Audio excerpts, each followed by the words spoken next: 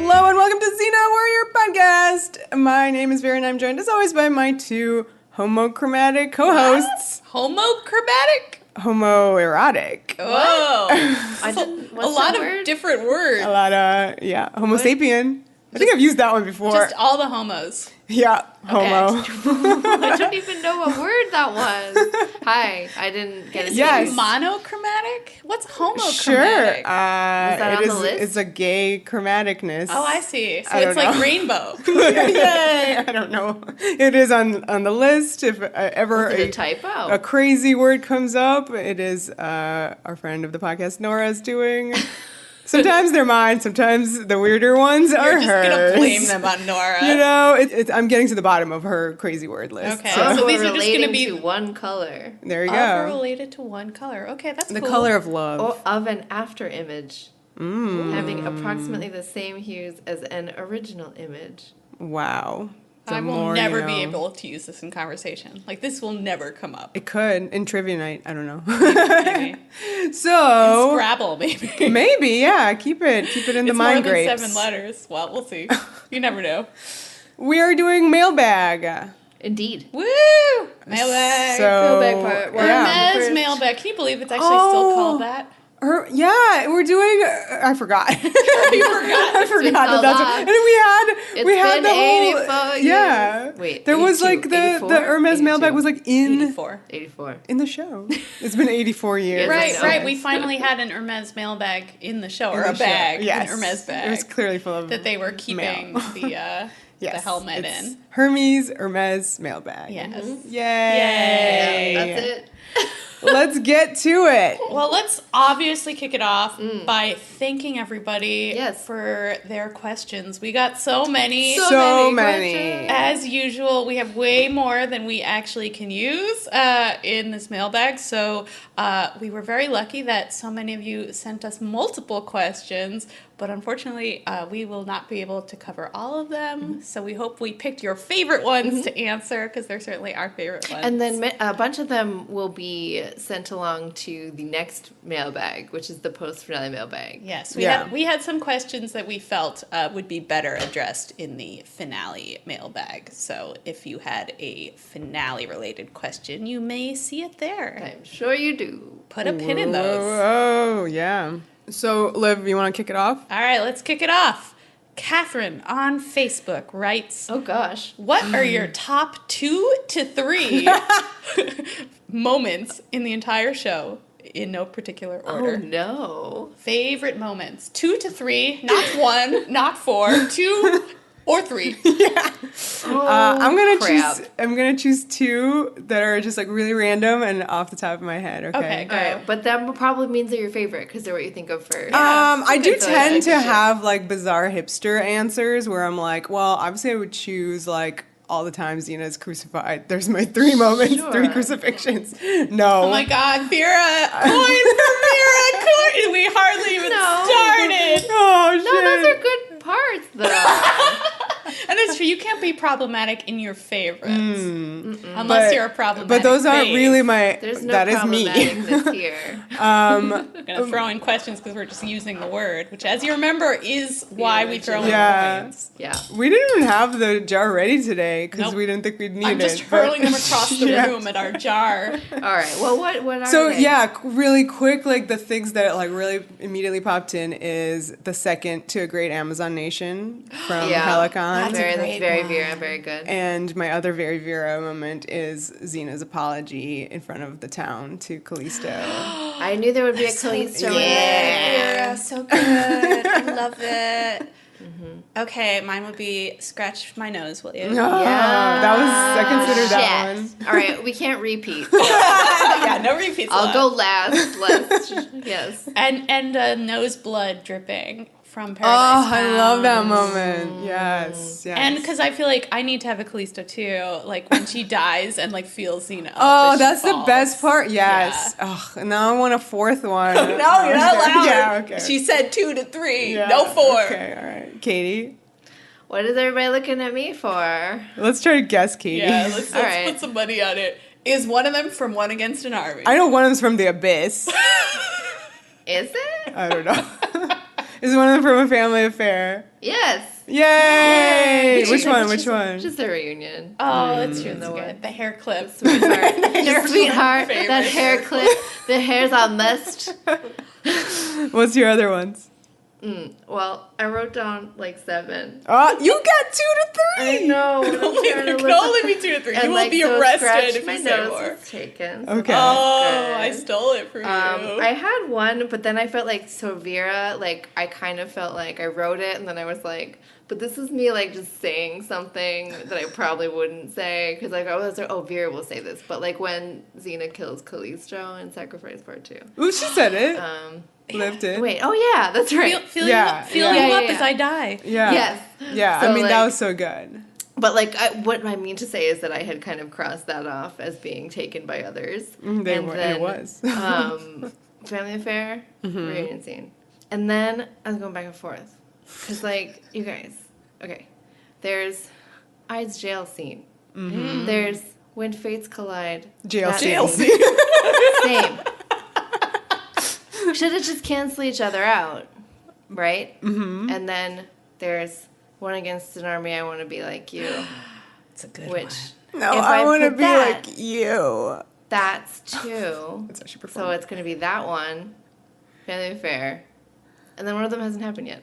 Oh, go, Katie, go. Now I'm like, which That's throwing one? down the gauntlet there. Fuck. Put a pin in it for favorite moments. Oh my god. I just realized that both of mine involve noses. That's true. It's weird. Nose fetishes. I have a nose fetish. Katie, I'm gonna say that if I was able to think about that, my favorite moment is upcoming as well. Did you only say 2? Oh God, you I kept to the rules. Oh, I did too. No, 2 was a you part of it. listed a bunch. Then I picked 3. But you secretly, I mean, so did I. So I 3 picked crucifixions. 2, and then a third that hasn't happened yet. Y'all all cheated. Yeah. All right. Yeah. All right. Next question, okay. Here we go. please. I'll do the next one. Please. Heather from Facebook. During the run of the series, we get to see Gabrielle celebrate her birthday on 2 separate occasions, but we never get to see how Xena's birthday is celebrated. Oh. What would you envision for a Xena birthday episode? Xena's birthday. I think she would get to use all of Gabrielle's scrolls as toilet paper. It's just systematically going through. Okay, I envision a Rob Tappert birthday, which is going on a fishing trip. I mean, she probably would. Yeah, she would do that, and then like shenanigans would occur, and she wouldn't be able to like peacefully like fish in a boat like she wants to. I can see that happening. I can see that happening. Yeah. Nice. Yeah, we're gonna have another. That too. Yeah, Gabrielle would like fall over at some point from the boat, that kind of thing. I also can totally see, like the very first birthday that Xena celebrated with Gabrielle. Like Xena is totally one of those people who wouldn't want to tell you it's their birthday. Right. Yes. And like Gabs would like get it out of her and then like throw together like a really sweet birthday at the last minute and convince Xena that birthdays are good and to be celebrated. Do you think she's those people who like, she says she doesn't like birthdays, but like she clearly goes like to great lengths with Gabs' birthdays, so like she might secretly actually like birthdays. Which is what most people who say they don't like birthdays are actually like. Yeah, that's what I'm saying. I think that's so true. Maybe Gabs would have to surprise her. Like she'd have to rent out the back room of a tavern. Second part to this question is, would you please rate your favorite and least favorite of Xena and Gabs' lewks / costume design throughout the series? The whole time. Wow. Favorites are so hard. They're only getting harder the more. It's pretty fucking easy. Oh, okay, go. Then show us Favorite a wise one. Xena Luke is the one from Fates, as we said. It is. True. And I am going to be asked this later in a question. It'll return again. Yeah, least favorite is her maternity wear. Oh, yeah. That can go to hell. Yeah. I think What about Gabs? What about Anthrax? That's Least favorite really fair. Anthrax. What? When Xena dressed up as a man. Oh, in yeah. Happy Baby I didn't realize we were counting like If their she- shenanigans Okay, looks. so then that definitely is. What about the one from that one with Autolycus? Yeah, Vanishing. Yeah. Definitely that one is So also bad. I don't even count those as like real. The one with the big hairy you just mole, mean like so definitely like bad. their lewks, like Yeah. as Adds they their wear. own as themselves. As the Okay. Okay, so not counting dressing up. Okay, here's a good one. Xena and Fate's Collide being crucified as well. You like that? The bindings I are good in that I one. ran out of coins for The her. crucifixion clock. loop. Just assume Are I'm good. throwing in a coin. What's don't wrong have with one. that? You just shake the jar. Nothing's wrong. Nothing's wrong. People know I just her. want people to Well, know. so wait, This what are is your, on brand. Wait, now we just listened about what are your favorite? What is your favorite one for Xena and Gabs? Mine? Yeah. Well, like you mean like 'Cause literally. now I just heard a whole bunch of options. You have to pick. Oh, I mean, obviously, I would pick like a real outfit. So Oh, like okay. her armor and stuff from Fates. Fates. Gotcha. Yeah, I also think Saba is a pretty great look. that's like the runner up too, because Yeah. it's like not as good as the Fates one, but But like still hot. We That love her in black pants. leather Yeah. and Deciding pants. factor Yeah. pants. And Yeah, guess deciding what? factor The boots, pants. the only good thing from her maternity wear, that's when they come in. Yeah, it's true. I also want to do like an honorable mention for Between the Lines when she has the bangs pinned back. Because I love You that. love that. I Damn love it. that look. I thought it was really pretty. I love when she has side braids Yeah, too. I mean, it's obviously Yeah. a problematic look because it's India, but it was Yeah. really pretty. Yeah, I also like her yeah. being very beat up in Gurkhan. Oh my God, the Vera. look. It's all coming out now. They know. okay.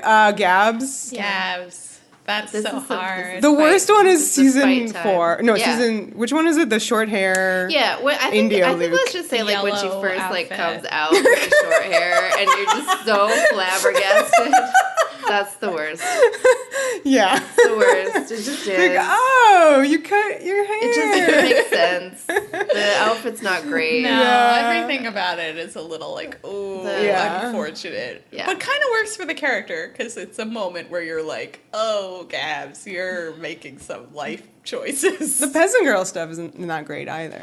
Right, but that too feels kind of motivated by the plot. She's Yeah. young and silly and in a giant dress. Right. Best though. Yeah, best. Which one? Season For me, 3? it's 3. Yeah.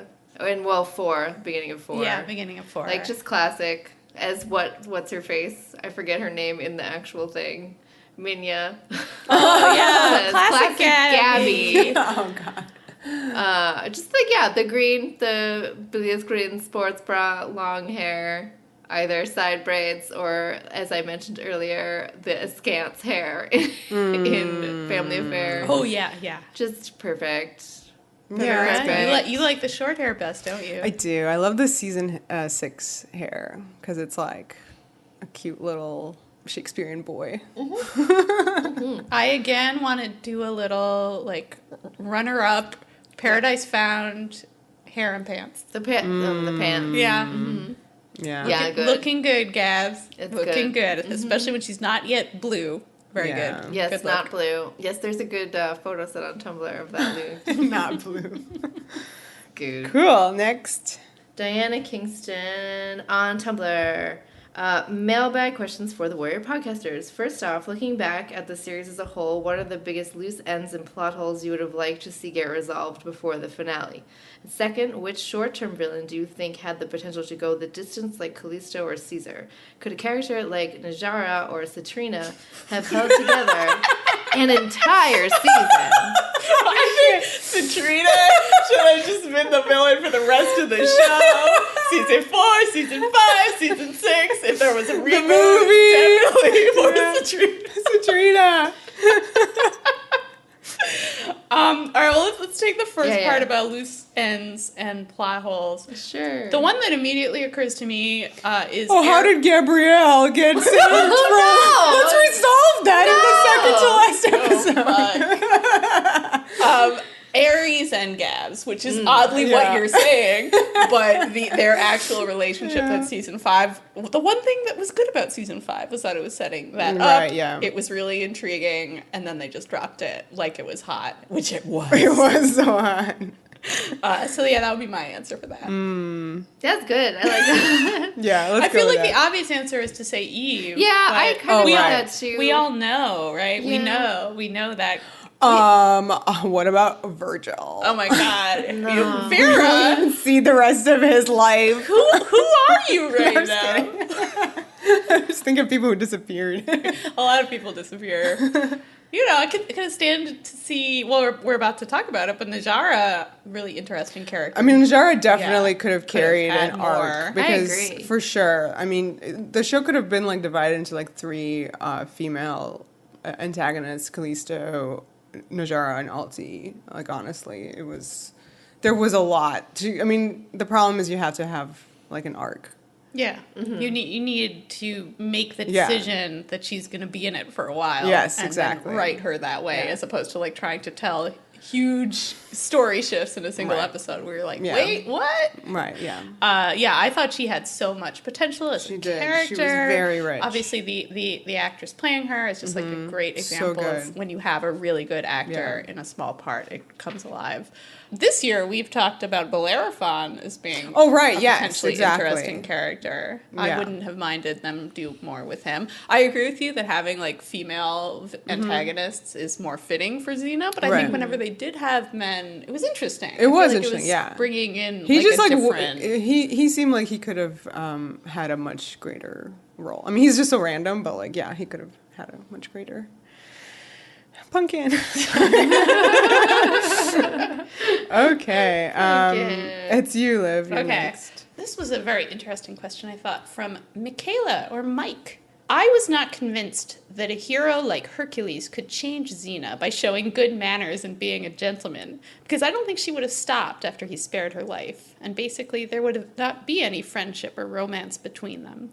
So a question for you guys would be, if it was past influences that would make Xena question herself, her getting tired of being a warlord, or is it just plain bad writing that used the cliched way to make her switch sides? I mean, I know they liked Lucy and decided to have a spin-off, but they could have made it more realistic. What is your opinion on having a more plausible motivation for the character to change? Is it even necessary? I think that's an awesome question. Yeah, it is one of those weird things where, like, they didn't know what they had back in the Hercules days. Yeah, they were just AKA bad writing, yes. Because it was about her. The show was Hercules. I changed you with my dick. That's exactly what happened. Yeah. And then that's extremely bad writing and very tropey. Baby. Yeah, I mean, she didn't want to hurt a baby, but like I mean, we get it because, like, then we know, like, Solon and all that stuff, like, later, etc. But that was part but like, it is, Hercules was just like, I'm a man. I'm a good guy. Yeah. I've seen, because of what a good man you are, that there are other ways of living your life. Yeah. I mean, this is silly. Yes. Yes, it's silly. And I think that, they obviously could have done something to make it more realistic. I think even when, like, you get to Xena Season 1, and they do retcon it, there's better choices in there, but there's still stuff that's, like, there's lots of little things that happen, and they go back to some of the stuff that they set up earlier more than other stuff, I feel like. Yeah. Like, these things that you, like, there's lots of moments in her life that, like, are these things, but I just feel like with Hercules and then spinning off the show, I think it requires something of the viewer. And if you're going to be literal and just go, this is the timeline, this is what happened, then I don't know. I think it's going to be really problematic in general because it doesn't really make sense and it doesn't really work. And I think it does. I think it does require you as a viewer to go like, okay, then they decided to spin off the show and they're going to change it and make it better. And this doesn't really count. I'm serious. Yeah. Remember when she mentioned him in the campfire scene in Callisto? If anything ever happened to Hercules. Or Hercules. Like, I mean, I'm almost grateful to it in that it is so inadequate that it kind of frees the show. It frees Xena to do so much, like, after the fact. Like, I think Xena is, like, a lesson in what you can do with the power of retconning, the power of, like, using flashback episodes and kind of, telling Xena's backstory, almost like Swiss cheese. There's so many holes to fill. It's so rich because Hercules did none of the work of actually like explaining how such a thing could be possible. So Xena, over the course of 6 years, slowly goes back and like gives it so much depth. And I think it couldn't have done that in a way if Hercules had, been more serious. So thank you, Hercules. That plot. Like it does. Like I don't think I would want to talk about Xena the show if it had been more like realistic from the get-go and like told the story in a way where you're like, I get this. Okay, this is motivated. Like I like that us as viewers have had to go back and be like, this is why she switched. You know, this is what was going on in her mind. Like I think that's cool. That's exciting to me as a viewer. All right, Troy from email. I can't believe we are near the end of our journey through the 6 seasons of Xena Warrior Princess. Let me first say thank you. Xena Warrior Podcast has exceeded every expectation and been a blast to boot. Troy, my man, I remember when you were like cautiously being like, good job, guys, in season 1. Like, you should continue. Like, Troy was really worried we were going to drop that ball. Yeah, I was like, when he says that we exceeded every expectation he had, I'm like, were his expectations low? They were low, weren't they? Sorry, Troy, you know we love you. Yeah, we know we love you. Okay.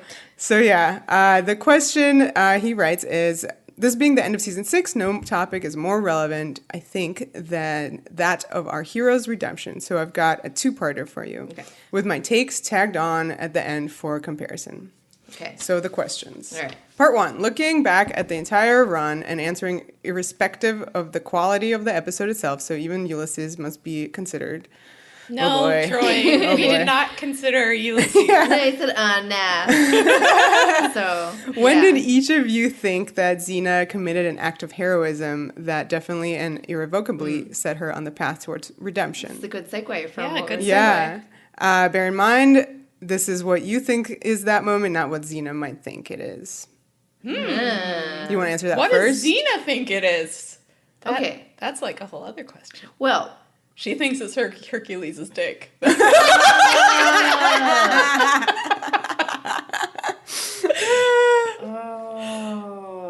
read the Troy's Yeah, so let's hear Troy's answer. This is Troy's answer. I mean, he answered the question. Yeah. We love that Troy answers his own questions. It makes things a lot easier. Yeah, so he says, I think that this one is hard to pin down, but I'll take one against the army, though it occurs fairly late in the game. It is after her kill 'em all moment in the price, and it comes after her abandoning Gabrielle to gain her revenge on Caesar in the Deliverer. Xena, after some urging, chooses the defense of Greece over Gabrielle's life. She places herself in the greatest jeopardy, a gambit of monumental risk, in order to save both her nation and her love. She chooses the greater good. Yeah. So. I would like to point everyone just back to perhaps our podcast episode about One Against an Army. And I feel like, if my memory serves me correct, that some of us, and when I say some of us, I mean me, in particular, several times in that episode, might have said something along the lines of, this is the most important episode of Xena Warrior Princess. Wow. And probably said, put a pin in it. I think the pin is not quite yet unpinned, but I think I am on the same page as Troy. But I also think that, like, this question is a lot, and that I don't know that you can pick just one moment in her journey as a human being. I think everything counts, but, like, this is a good answer, and I like it a lot. Yeah. Yeah, I think if we're going to pick one, it should be this. Yeah. But of course we don't want to pick one because I feel like the show itself is set up in such a way so that it's really hard to sort of see those critical moments. The characters double back, they regress sometimes. It's not like after One Against an Army, Xena never makes selfish, non-heroic choices. But yeah, I certainly agree with Katie that that is just such a significant moment that she is able to make that choice. I think it was Crab's woman. Well, I mean, I was thinking of that as a regression. Yeah, the fact that she suddenly says, well, I don't want to be a hero. I should be punished. I should go to prison. That's the best place for me. Let's go to the second Part 2 is, what is the moment when you think Xena demonstrates the greatest heroic deed? The one thing that if you had to weigh her redemption on a scale against her atrocities, she finally tips it in her direction. So once again, what does Troy say for Yep. that? And so the answer is Xena's most redemptive act is changing places with Callisto and Fallen Angel. Xena assumes Callisto's punishment, giving up eternity with Gabrielle, and is so doing, placing herself in a never-ending spiritual battle against her by an act of selfless love. She acts to set right two great injustices, the slaying of Callisto's parents, representing all her atrocities, and when she condemned Callisto by letting her perish in the quicksand. And yes, it foreshadows Xena's final solution to a friend in need. Put a pin in Pins. it. Again, setting aside her own happiness, a life with Gabrielle, to perform a redemptive act. And I have to say, for sure, yes. And this was definitely one of my like fourth answer to our first question here about like favorite moments is her. That's a gorgeous moment yeah. in Fallen Angel. Her Yeah. beautiful orgasm Yeah. of sacrifice. Yeah. I believe it was called the Good Touch. Yeah, the good touch. Yeah, I mean, I almost feel like we could pin this Troy's entire question here for our finale discussion. I think this is all good material that is important to bear in mind as we move into that final story. But yeah, these are very significant moments that you can't help but notice are both Xena choosing something larger than Gabrielle. You know, it's big. And they're big. Yeah.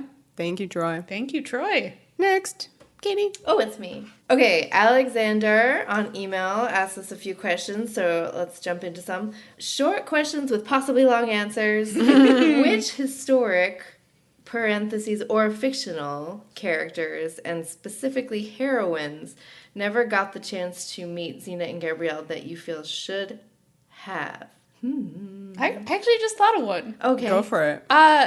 I think it would be really cool to do like an Arabian Nights one. So have like Scheherazade there. Oh, man. Or maybe like have like Gabs be Scheherazade. Like, because she's a bard. She could like tell all the stories. This is great. For her life. You know? Yes. That definitely seems like something Gabs could do. This is an amazing episode. I'd watch it. And it would obviously be very problematic because there would be a lot of harem pants, which I'm pro harem pants. Yes.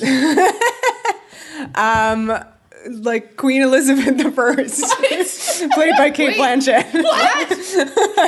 Wait a minute. Vera, go to jail. I just wanted to be like, they get into the TARDIS, that kind of thing. Obviously this is Xena Warrior Princess. It doesn't have So to they be can time do whatever. period. That's true, because you can have like a rando, because I was trying to think like time period. Well, you can do all three like matriarchs from the Old Testament, like Sarah, Rachel, and Leah, and Rebecca. And like just put them all in there like a big group, Because mine was Mary Magdalene. Oh, I was just gonna say that, too.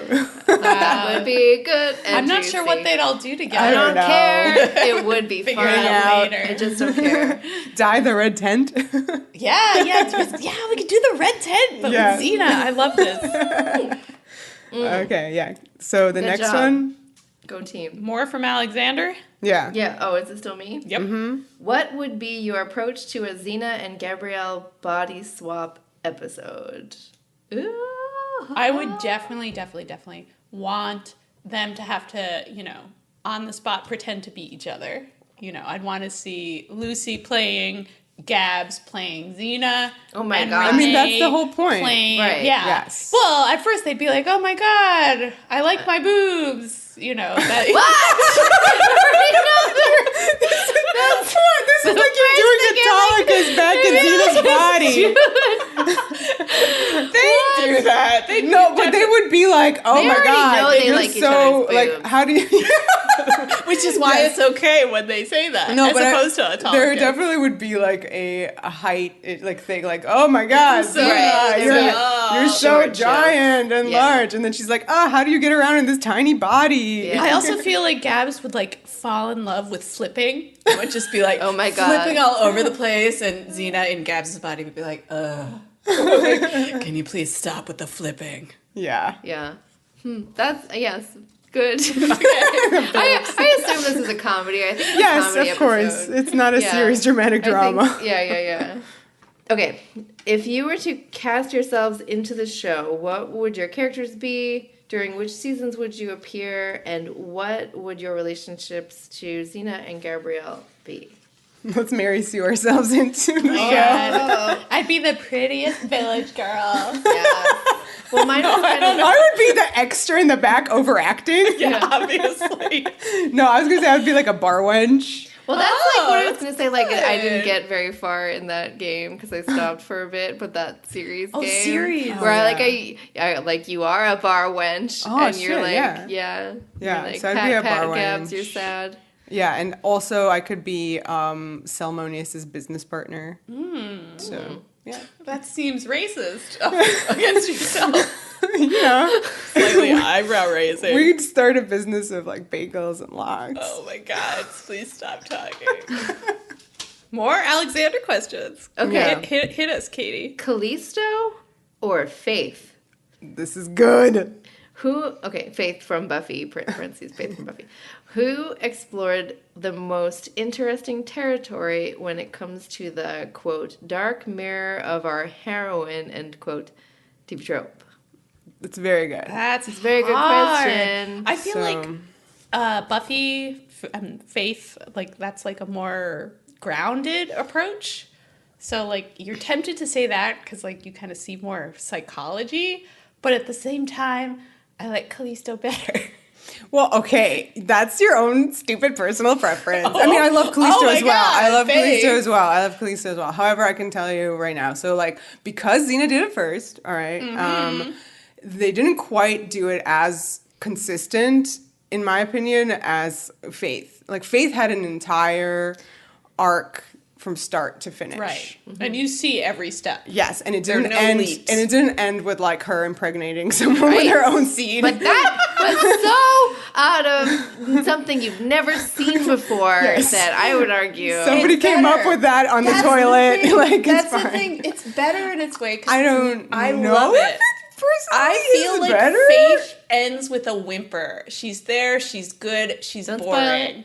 I don't care for it. So you're like, good is boring. Good is boring. I'd rather have weird angel baby doll creepiness with Callisto any day. I don't even like that. Listen, did I want more Faith in season 7 of Buffy? Yes. It was overrun by potential slayers that took up screen time and like whatever, Yeah, like, Faith didn't get her day. It was problematics all around season 7. Yeah. It was not a great season. Like, it's not the best season of Buffy at all. And they tried to take on every, they tried to do right by, they brought her in. Yes, but exactly. It just, did but not I work. think she had an amazing arc. Yeah, and up through like her breakdown on Angel, it's awesome. You need to stop. Her material on Angel is extremely important for Faith. Good just now. You said up to, meaning like it stops. Up to and including. God damn it. I heard only up to. Because I know how you feel. I only said up 5 by 5. In terms of like going back to the question, like we're talking about a specific trope like dark mirror of our heroine, and like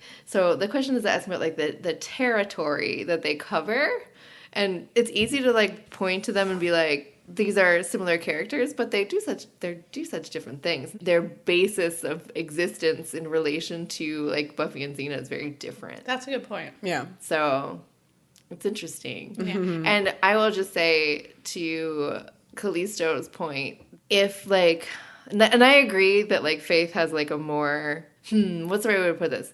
Her story, like you were saying, is more, it has all the steps, it's laid out, it's more, it's much more, it's more. So my point is that she appears Callisto, what they did with Callisto in none episodes comparatively to Faith is bananas. Yeah. You think Callisto is in the whole of Xena and she's in as Callisto maybe like 8 episodes and like maybe 11 total when she's like being Xena, like because they needed Hudson and that's not actually Callisto. Like she's in so little that she casts such a huge shadow over the whole show in a good way that I think that that's really impressive, especially with how they do go into territory that is like not what you expect. So I don't want to say one of them or the other is better than the other. They're very different. They're very good. And we're grateful to both of them. It's just like I do. One is played by a better actress. Sorry. I said it. She's sorry. very good as Faith. I'm sorry. It is certainly her best role. Yeah.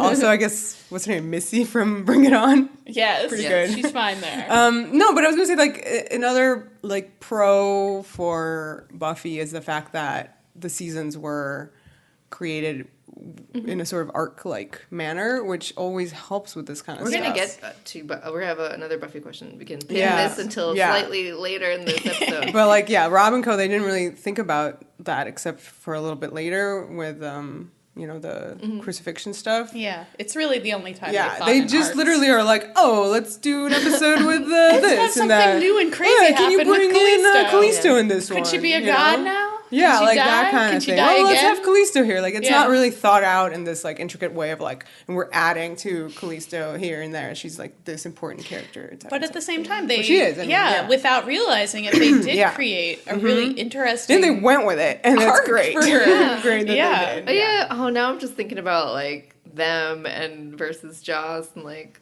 all this stuff and like the actual productions in LA and New Zealand Yeah. where like Xena is very, I mean, obviously Xena's earlier. Like Xena, well, this is the answer to the question later. Never mind. Okay, We'll get to it in a So, little bit. continue. If, It's okay, great. another question. If Brias had lived, Yes. which season would he have popped up again in to play what role? Where would he have been in life? And what might his relationship to Xena and Gabs have become? I love this. I can't believe I never thought about this before. Me neither. So no dead Brias. Yeah, if Brias just like were like a little more settled in life and like actually had reformed, because he was about. I think he would have. Yeah, He would have reformed. He would be a nice guy, Yeah. I think, and Yeah. not like nice guy. I think he'd actually be nice. Yeah. I think it would be amazing to bring him in season 6 to actually like participate in the end of the Centaurs Old and man stuff like Brias. that. Yeah, old And man just to see him, see Xena Who would as a play good his person. son? Also Brias. Yes, young without the makeup. Oh, I love the idea of Brian Yeah. seeing Xena and finally Right. appreciating her sort of, Yeah. Because he loves her, but he's been so horrible to her and has kind of underestimated her. Yeah. I'd love if they could He hasn't- finally have yeah. that moment where they're like, I respect you who you are. And it would be great to have him see have him see Xena through Gabrielle's eyes, Yeah. kind of like how I she think is he now. and Gabrielle would have a really Yeah. interesting Oh conversation. yeah. Oh shit. Compare some notes. How do you do a lot of horse sex? How's that? She'll take some notes. They're like Eskimo siblings. But also because Brias has like turned this corner and has himself reformed Yeah. and become this very fundamentally decent person, I feel like it would be cool to see that. Of course, he'd be against tragically Gabs. killed in this episode. Yeah, of course. Or just maybe just die at the end of like old age. Oh my Since God. isn't he like 90? Yeah, in he's this? very old. Okay, so last one? Okay, next question. Did the show overall do right by the Amazons? If you could have done anything differently with them, what might it have been? I would have done more consistency. I mean, that's my complaint about the whole show in general, is because Sure. I'm a, modernized creature. Yeah, who you want your loves the serialized serialized arcs. prestige. Yeah, exactly. So yeah, I mean, like, if anything, I would have taken, oh my God, what was her name? Cleopatra 2525 when she was an Amazon. Everybody knows who I'm talking about. Amory's? Amory's. I would have taken Amory's traveling with them the whole season. Yeah. Yeah. Yeah, it would have been fun to have the Amazons more integrated Like, just more- yeah, exactly. into the show. Yeah, I always Also, wanted... don't kill Effany off so soon. Yeah. Like, Jesus. Yes. Like, And I always wanted to have more of like a long-running plot of Gabs being queen. I Yeah. always thought that would Yeah. be cool to see her Yeah. like settle down with the Amazons and like trying to be a leader. And what Yeah. does that look like? I mean, I love what we got of that, especially in To Helicon and Back.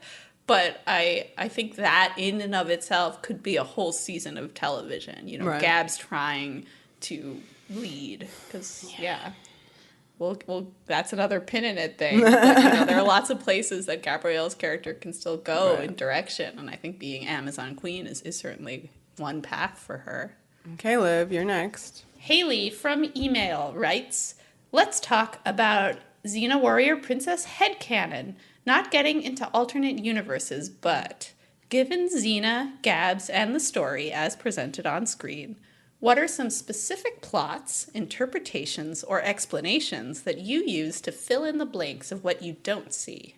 It can be from before, during, or after the timeline of ZWP.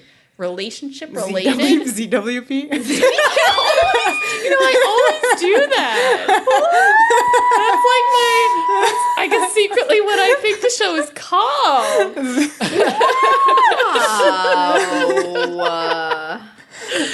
So yeah, those headcanons can be relationship related or not. Interesting. As a little follow-up, she also asks, is there something you are 100% convinced happened and no one can tell you otherwise? If so, fight it out.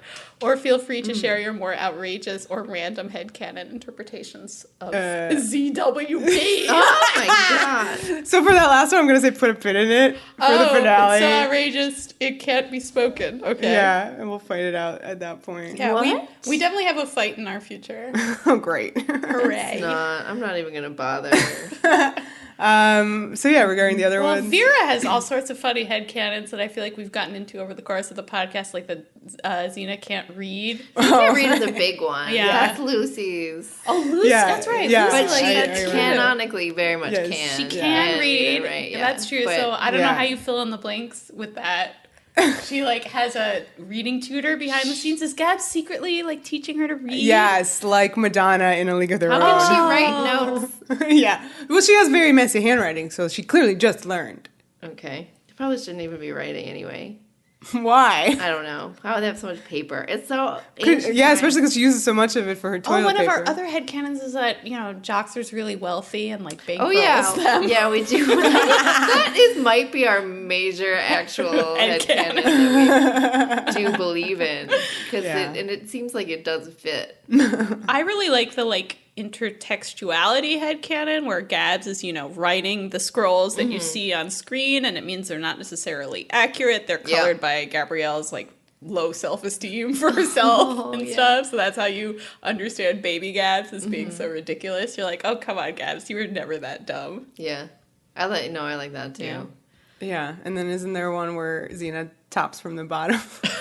That's a headcanon. You said that once. I think that's canonical. A little bit, for sure. I was gonna say, I don't know that I have a lot of fanish headcanon, but I feel like I do kind of buy into the party line of, if we're gonna go relationship related or quote unquote subtext related, that if indeed they are engaging in a intimate physical relationship, then it would be in between the quest and a day in the life. Something happened there. And that was that from there on out. I think that's a pretty well established fanish headcanon for them. No? Yes? Sure, yeah, for sure. Yeah, I think most people accept that, or maybe have slight twists on that. But I feel like how else to read a day in the life? Yeah. Okay, so Lance on Facebook says, what do you guys think of Xena's sword? I love that dirty damn sword, but why did they keep it around the way they did? Xena has come across some impressive swords/sword materials throughout the series, but why was this sword so precious to her? Oh no, I'm worried there's something we don't know. Was there ever any producer notes about why it was decided on, or important to keep around?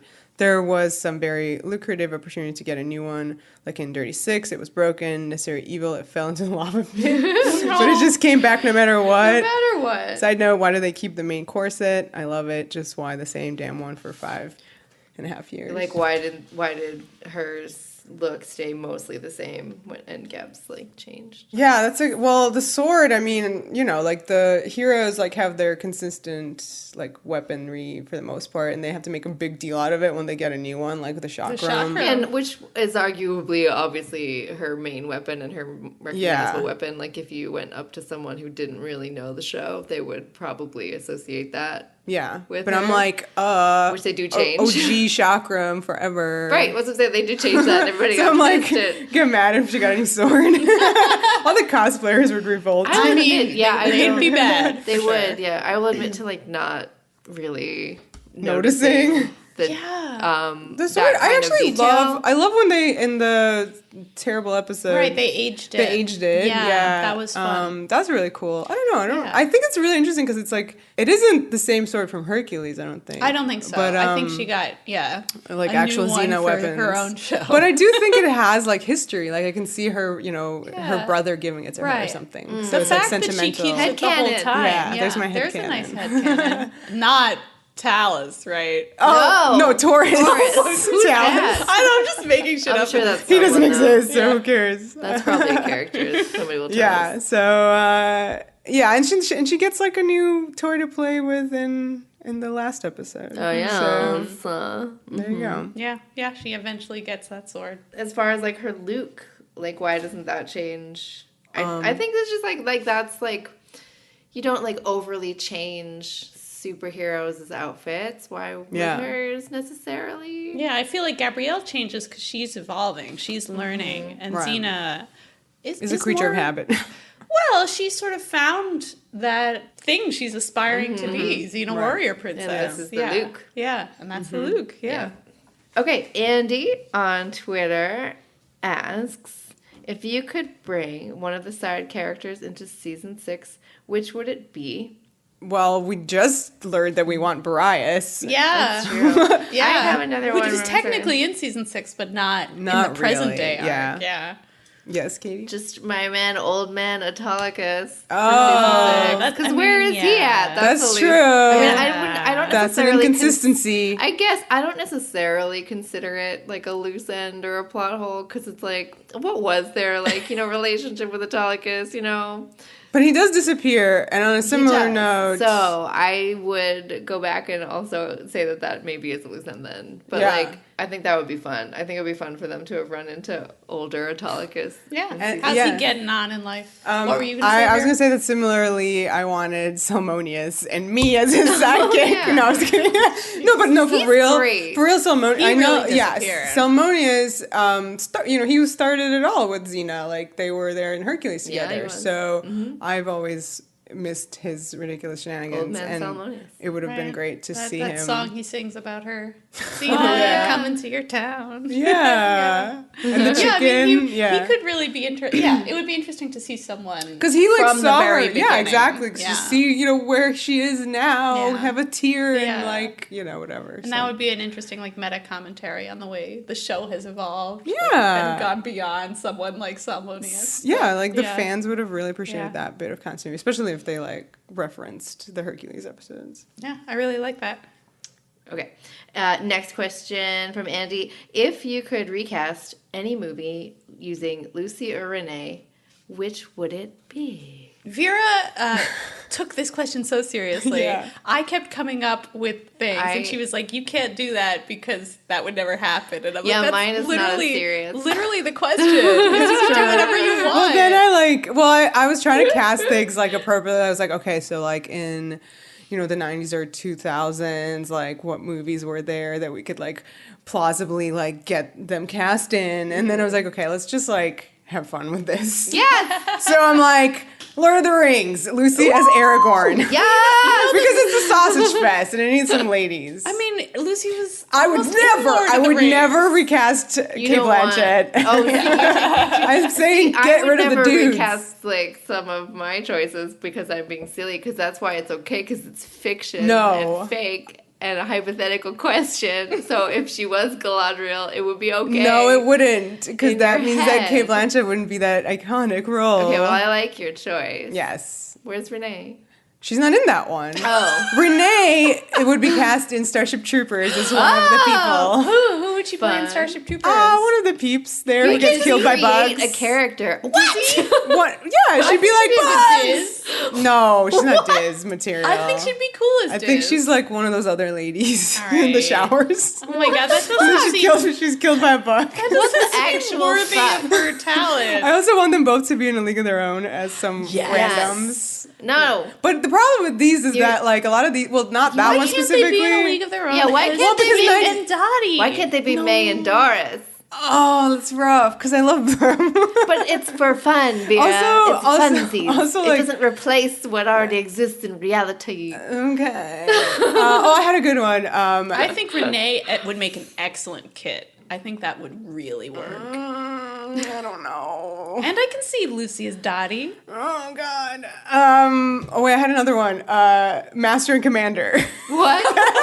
One is master, one is commander. I love it. I can see that. I'd just love to see them in those outfits. Yep. Yeah. Okay, I'll take it. I thought Bridesmaids, which for some reason Vera really pushed back on me. Again, because for this. you're taking these iconic casts and you're like replacing I just them. want to see Lucy and Renee. like, For me, I'm like, comedy. I don't really need like fucking Master and Commander, those people. I would like these people instead. You know what I mean? So, yeah. I just want Lucy and Renee to have those opportunities that like other actors have had That's and true. will continue to have. Yes. Okay. So take it away from the male roles. I don't know. Well, I was not thinking about this as if it was in some way going Real? to magically disappear iconic performances or take it as any kind of... I went a completely silly route of going, my favorite movie from that era is Mulholland Drive. And it stars a blonde and a brunette. Oh my And goodness. they can be those people. Oh my god, I love it. I would totally watch So, yeah. that version. So they would be in Oh that. my god. I actually now need like an Wow. Uber kind of I fic really dig it. in Mulholland Drive universe. You're welcome. Yes. Yeah, sign me up. Good stuff. Can you imagine? So, it's funny. Okay. Next question, last question from Andy, not at all Xena related. How's Livy's hand? Would you explain? Explain Go what back that and even explain. means. So we met Andy at Z Night Retreat. If you happen to be a patron and have watched our live show, Yeah. you can see that my hand is all fucked up. We probably talked about it in our We Yeah. definitely talked about it in the recap for Z Night Retreat. I like tore the skin off 2 of my fingers while doing the leap of faith. Yeah, really sell it. Leap of Faith is awesome. The leap of faith is awesome, but don't do it if you are not athletic. Don't convince yourself. No, This is wrong. This is wrong. You just have to let go of the Yes, rope. you just have to let go of the rope. Like they tell you to. Yes, but good luck making your hands do that when you're in midair. It was gross. So I really hurt myself, but I'm completely fine now. Thank you. Nope, it's a claw. Yeah, I actually It's been know. replaced with a crab hand. Yeah, I just have a hook. So go to Z Night Retreat. It's awesome. No, it is. It's so good. It is good. Okay. Oh, I just thought of another movie where Lucy and Renee could appear in. Oh, what's is that? Wine Country on okay. Netflix. See, it's just like Bridesmaids. You're just stealing Yeah. my answer. But they fit more with like the vibe of wine. Okay, fine, Vera. Fine. Okay, so our next question is from Rita. She says, maybe I'm one of those fans portrayed in Send in the Clones or Soul Possession, and because almost everything makes me think about Xena, LOL. Even finding analogies between things that aren't remotely related to Xena, like this case. I'm actually going to summarize a bit of what she says because she is relating Xena and Gabs to a Fellini movie. Yeah, for you film nerds in the audience, they're probably like, La Strada, yeah, excellent movie, and totally makes me think of Xena and Gabs. So she is relating the pairing in that movie, which is Zampano and Gelsomina. That I would say he's sort of like man of few words. It's almost like a Beauty and the Beast thing. He's like a strong man, and he literally like abuses her, and she like is really saintly and takes it and dies at the end. Oh boy. Which is like, yeah, So romantic. I know, so romantic. He's got dark hair. Uh-oh, and she's very, blonde? He's very, very big because he's a strong man, and she's blonde and small. Oh. So that's part of the Xena Gabs vibes, as Rita says. Xena does abuse her sometimes. Yeah, and I mean, Xena does. I mean, obviously, violence and the way it affects their relationship is the show. That's what the show is about. So you see the comparisons, even though it is very like LOL, Lestrado. But Rita gets it. Rita's saying that too. I do think it's really interesting that when you gender swap, you know, when you take characters like that, like I see Lestrada and I kind of roll my eyes a little. I'm like, oh, like I don't want to cry for Gelsomina. Like this is just so frustrating. This has been set up to kind of, make you fall in love with the sweet, vulnerable female character and then be like, oh man, the man killed her, and then we kind of feel bad for him. And we're like, I don't want to feel bad for him. And then you throw a lot of coins in the jar. So, like, I think it's interesting that when you do sort of take that dynamic and have it between two women, it changes. I can't tell you precisely why that is, but when you no longer have, like, abusive man and saintly woman who takes it, when you have woman with violent past who is violent, and other woman who sometimes takes it and sometimes does not take it. No. And of course part of it is, that in the end Xena and Gabs do not quite embody that trope. They're not Beauty and the Beast. They're... No. Yeah. Right. And I think certainly they're engaging with violence in their relationship in a different way than what you're talking about. There's a dynamic. You don't feel like violence actually knits them together the way, like, abuse sometimes is depicted as doing. Like, now I'm thinking of, like, Big Little Lies and the abuse plot there, and how that's just so, like, violence is so central to that And dynamic. I mean, I don't want to, like, say that we're saying... Because, like, a lot of people, we talked about this back in the Rift arc, like, people did actually, like, stop watching Xena. After the Gab Drag, After the Gab Drag and during all of that stuff. So, yeah. What is different and what is, I don't know. Yeah, it's hard to say. And, of course, this is kind of going back to what we've been saying about Xena, is that, it's inconsistency in the way that it tells stories can be both a weakness and a strength, which is, suddenly, like, wasn't unthinkable to people that Xena could do something like that to Gabs. But kind of the storytelling logic of the Rift arc, she could, like, because things that just went so extreme during that plot that you saw why such a thing could happen. And then, of course, it all took place in Illusia, so it wasn't actually happening. Hello. Or you want to take some easy way out, pretend, that's fine. Oh. They just, like, are on, I mean, that's I was going to say something that it does not actually make sense, so never mind. But I just feel like Gabrielle as a character engages with violence, and I feel like the example that you were just discussing, like, that character does not engage in violence. Like, and in their whole, like, Rift arc where there is that element, she's also, like, given back too. But now I'm just like, oh no, now they're just being violent at each other. Yeah. Like, I don't exactly know what I'm trying to say, but I am saying that it is interesting and the conflict is interesting and it's also fictional. Yeah. And I don't know, maybe there's something about exploring a violent dynamic between two women that somehow makes it, like, a safer thing, a more interesting thing, like, for me as a viewer. Like, if I were watching a male character and a female character, I would be upset. And somehow I'm less upset for Xena, and maybe this is just my own weird personal prejudices. But, like, I don't have that sort of knee-jerk, like, I've seen this story, I hate this story, I don't want this story in front of my eyeballs anymore. With Xena, I'm like, oh, please tell me more. I mean, I think that can apply to a lot of stuff in Xena, too, where, like, they're sometimes not necessarily reinventing the wheel, but just seeing two women doing stuff that has normally been the purview of male characters, not necessarily to say, like, this specific example, but, like, just, like, the hero's journey and things like that. It just completely changes how, like, things feel. It feels new and different and interesting. Which is, of course, a great argument for why representation is so important. Because, as soon as you represent people who aren't often on screen, even these tried and true stories that might seem tropey, like, take on new dimensions and feel fresh. Yeah. So what are we saying? Are we saying it's okay for two women to abuse each other? What's going on? We're not saying that. What's happening? Shake the jar What for is yourself. happening? Let's do a little shaky I've shake. lost the plot. What's do a going shaky on? shake. That wasn't even Rita's question. What if was you the can believe question? it. I've put it off She track. actually just asked, I put it off track. What other films or series make you think about Xena Warrior Princess in terms of the characters and relationship dynamics?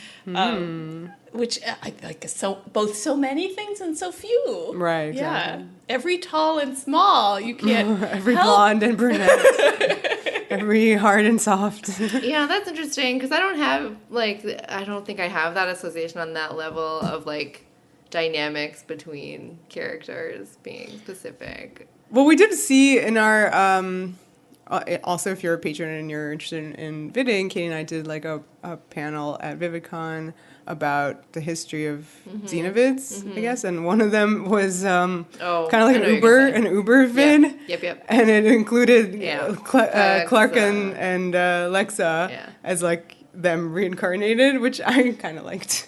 I liked that, but I also like don't think it's the same. Yeah, it's not quite the same. I think it's easy to like do that, but I also don't think that the dynamic is the same at all. Yeah, it's hard. I feel like when you're in the right mood, you see like the ship you love everywhere. Yeah, like whatever you happen to be watching, tragic and nonsense, like that's over the top and full of like ridiculousness and like. So it's not really so much about, like, the character-ship dynamic similarities as it is about, like, operatic, crazy stuff. Yeah. I don't want to name them all because they're all heterosexuals. Man. Wow. Yeah. Sorry. Don't do it. I was about to be like, well, I love Hannibal, and whenever I watch Killing Eve, I see Hannibal vibes all over the place. So that's Killing Eve is to Hannibal as Game of Thrones is to Lord of the Rings, aka one I like and one everyone else likes. In other words. All right, Ash on Twitter says, you have the ability to reorganize season 6 so that episodes air in any order you choose. What changes do you make? Which episodes would you move earlier or later in the season or remove entirely? I would make Fates Collide season finale airing right after Friend in Need. I feel like we said some stuff before. A little bit. Like, I definitely wanted Soul Possession to go away. Yeah. I would say so. I put delete Soul Possession. No, I said kill clones and move Soul Possession to season 5 where all the bad episodes live. So we can just forget about it. Only for the body swapping them back into like I don't need that whole thing, but in general, like that would be nice if we needed to kill that. Elements of it. We'll put clones it in season 5. We don't need. And I think the big one that we want is a 4-episode arc for a Friend in Need. And like you would, I want create a Friend in Need parts 1, 2, 3, and 4. Yeah, everybody's like, what? Like right now.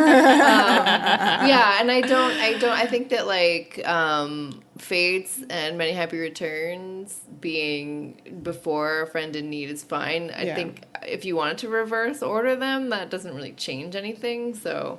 I kind of like Many Happy Returns being the one that is before the finale. I agree. Yeah, I agree too. I like that because it's them just regular. Yeah, it's so sweet. It's such a beautiful moment. I know it's a really common thing. I think we talked about it in Fates. We definitely talked about it in Fates. For people to create a timeline, totally cool, totally fine. Putting When Fates Collide at the end of the season because it kind of like resets the universe. I don't want to do that, so I would leave it where it is. Exactly. Yeah. Okay, and Michaela asks, for season 6, I enjoyed how the pace was more consistent and stories got progressively darker, as it kind of hinted on a downer ending. I did not feel Gabrielle resolved her doubts entirely. Xena acts a little bit off in Heart of Darkness, like manipulative in Last of the Centaurs. She is regretful, wise in some episodes, kick-ass ask questions later in others. Do you think a major plot arc like in season 4 would have been better to give more focus, or was it fine with all the little arcs? Do you think little arcs should have been that the little arcs should have been like a puzzle that led to the motivations and decisions of the finale? I mean, anything that's a big longer narrative arc would help. Would be great. Well, yes. The answer is yes. We think that if anything, like the mini arcs also work, and like the Gabrielle trilogy is very interesting. I like how that worked. Or like what the X-Files was doing at the time. That's true. Like you have standalones, and then you have the mythology and episodes, that's kind of like all Buffy progressed that. Right. Big bad, and then smaller things. So that would have been nice. Again, like we just said, they just weren't really interested. If we were going to do, like, we had these mini arcs where we have, Gabrielle trilogy, we have, like, a trilogy of, hanging out in Norse mythology, and then we have this 2-part finale. So at least a trilogy finale would have been helpful, if not even peppered more throughout, lending itself to it. Certainly would not have gone amiss. I think the finale itself would probably play differently for people. And, this is pins forever. If they had more of a season-long arc where maybe some of the ideas that are explored in the finale were hinted at or kind of built up so that when you get there... Just a little more room to of course. breathe. Yeah.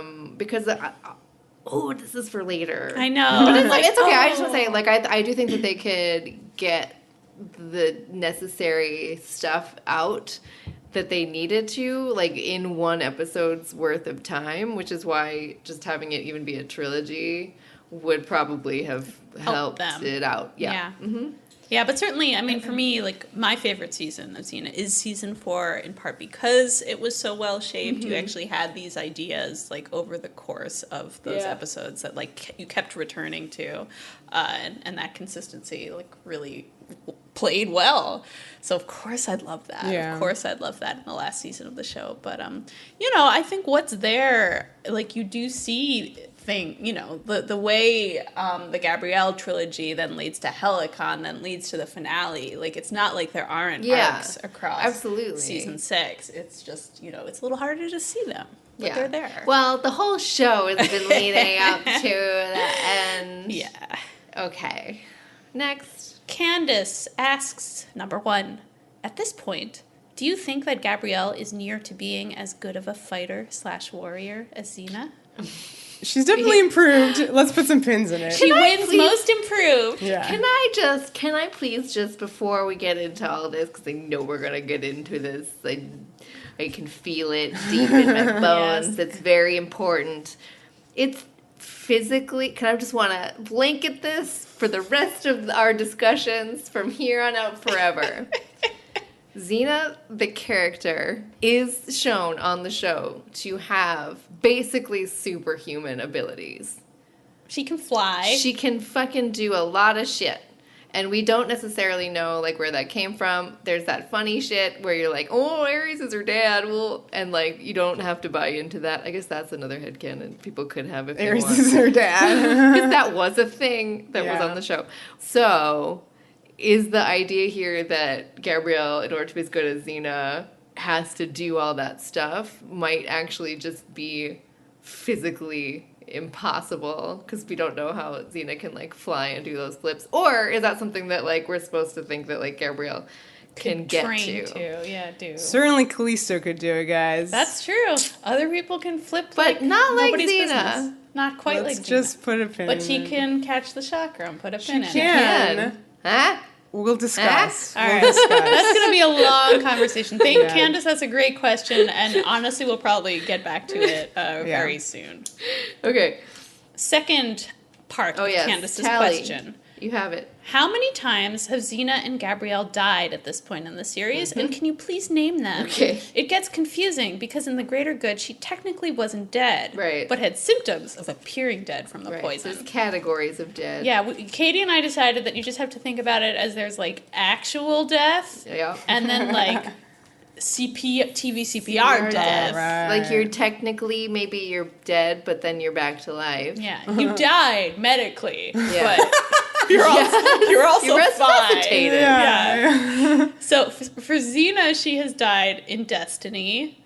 She died in Ides, and we weren't really sure whether to call When Fates Collide a death.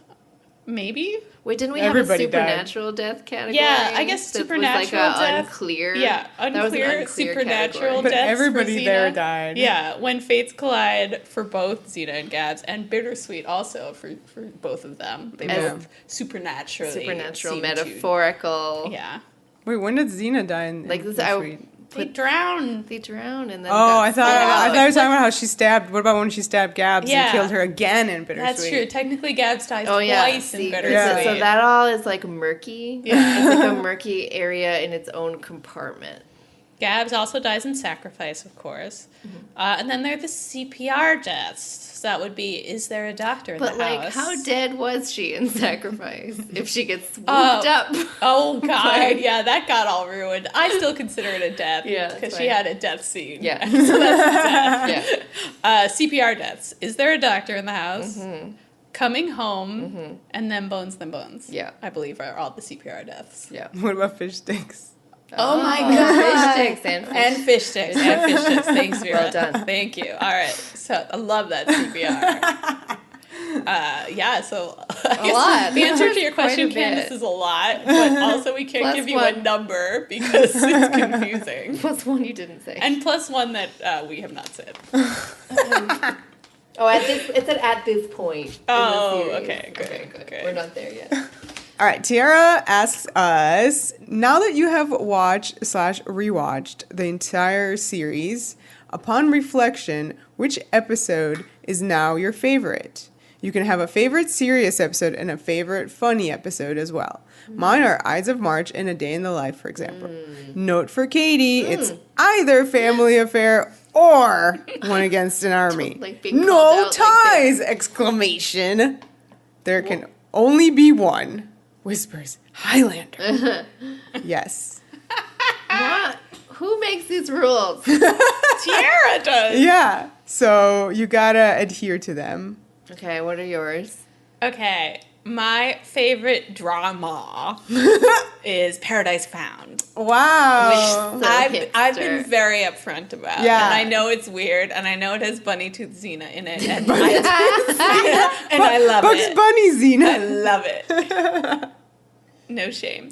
And I wasn't really sure what to say for comedy, because, I mean, I feel like A Day in the Life is best and everybody's favorite. No. Yeah. And I guess It's okay. Embrace it. do want to be a hipster about it, though. So I'm going to say Many Happy Returns, because we just watched it, and it was really good. It's really Wow. So I'm going to own it. That scene at the end puts that over the top. It's Wow. a great episode.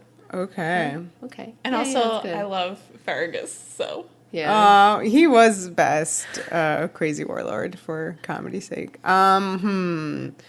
Well, I guess my hipster answer is To Helicon and Back. Oh, Of course. I've course. hinted at it. I definitely had pins about it. And now it's been revealed that this is, my my hipster answer for that. Obviously, Ides and stuff like that, they're always we top. all love Ides. Yes, all the top ones are top. Except for the quest, which Vera Yes, actually hates. I was literally being like, should I even say that? I said it for you. And then for comedy, I mean, A Day in the Life. If we need to pick a You different don't have to one. be sad about it. It's very good. It's just like you want to be different somehow. Being different's fun. Sometimes things are like popular for a reason.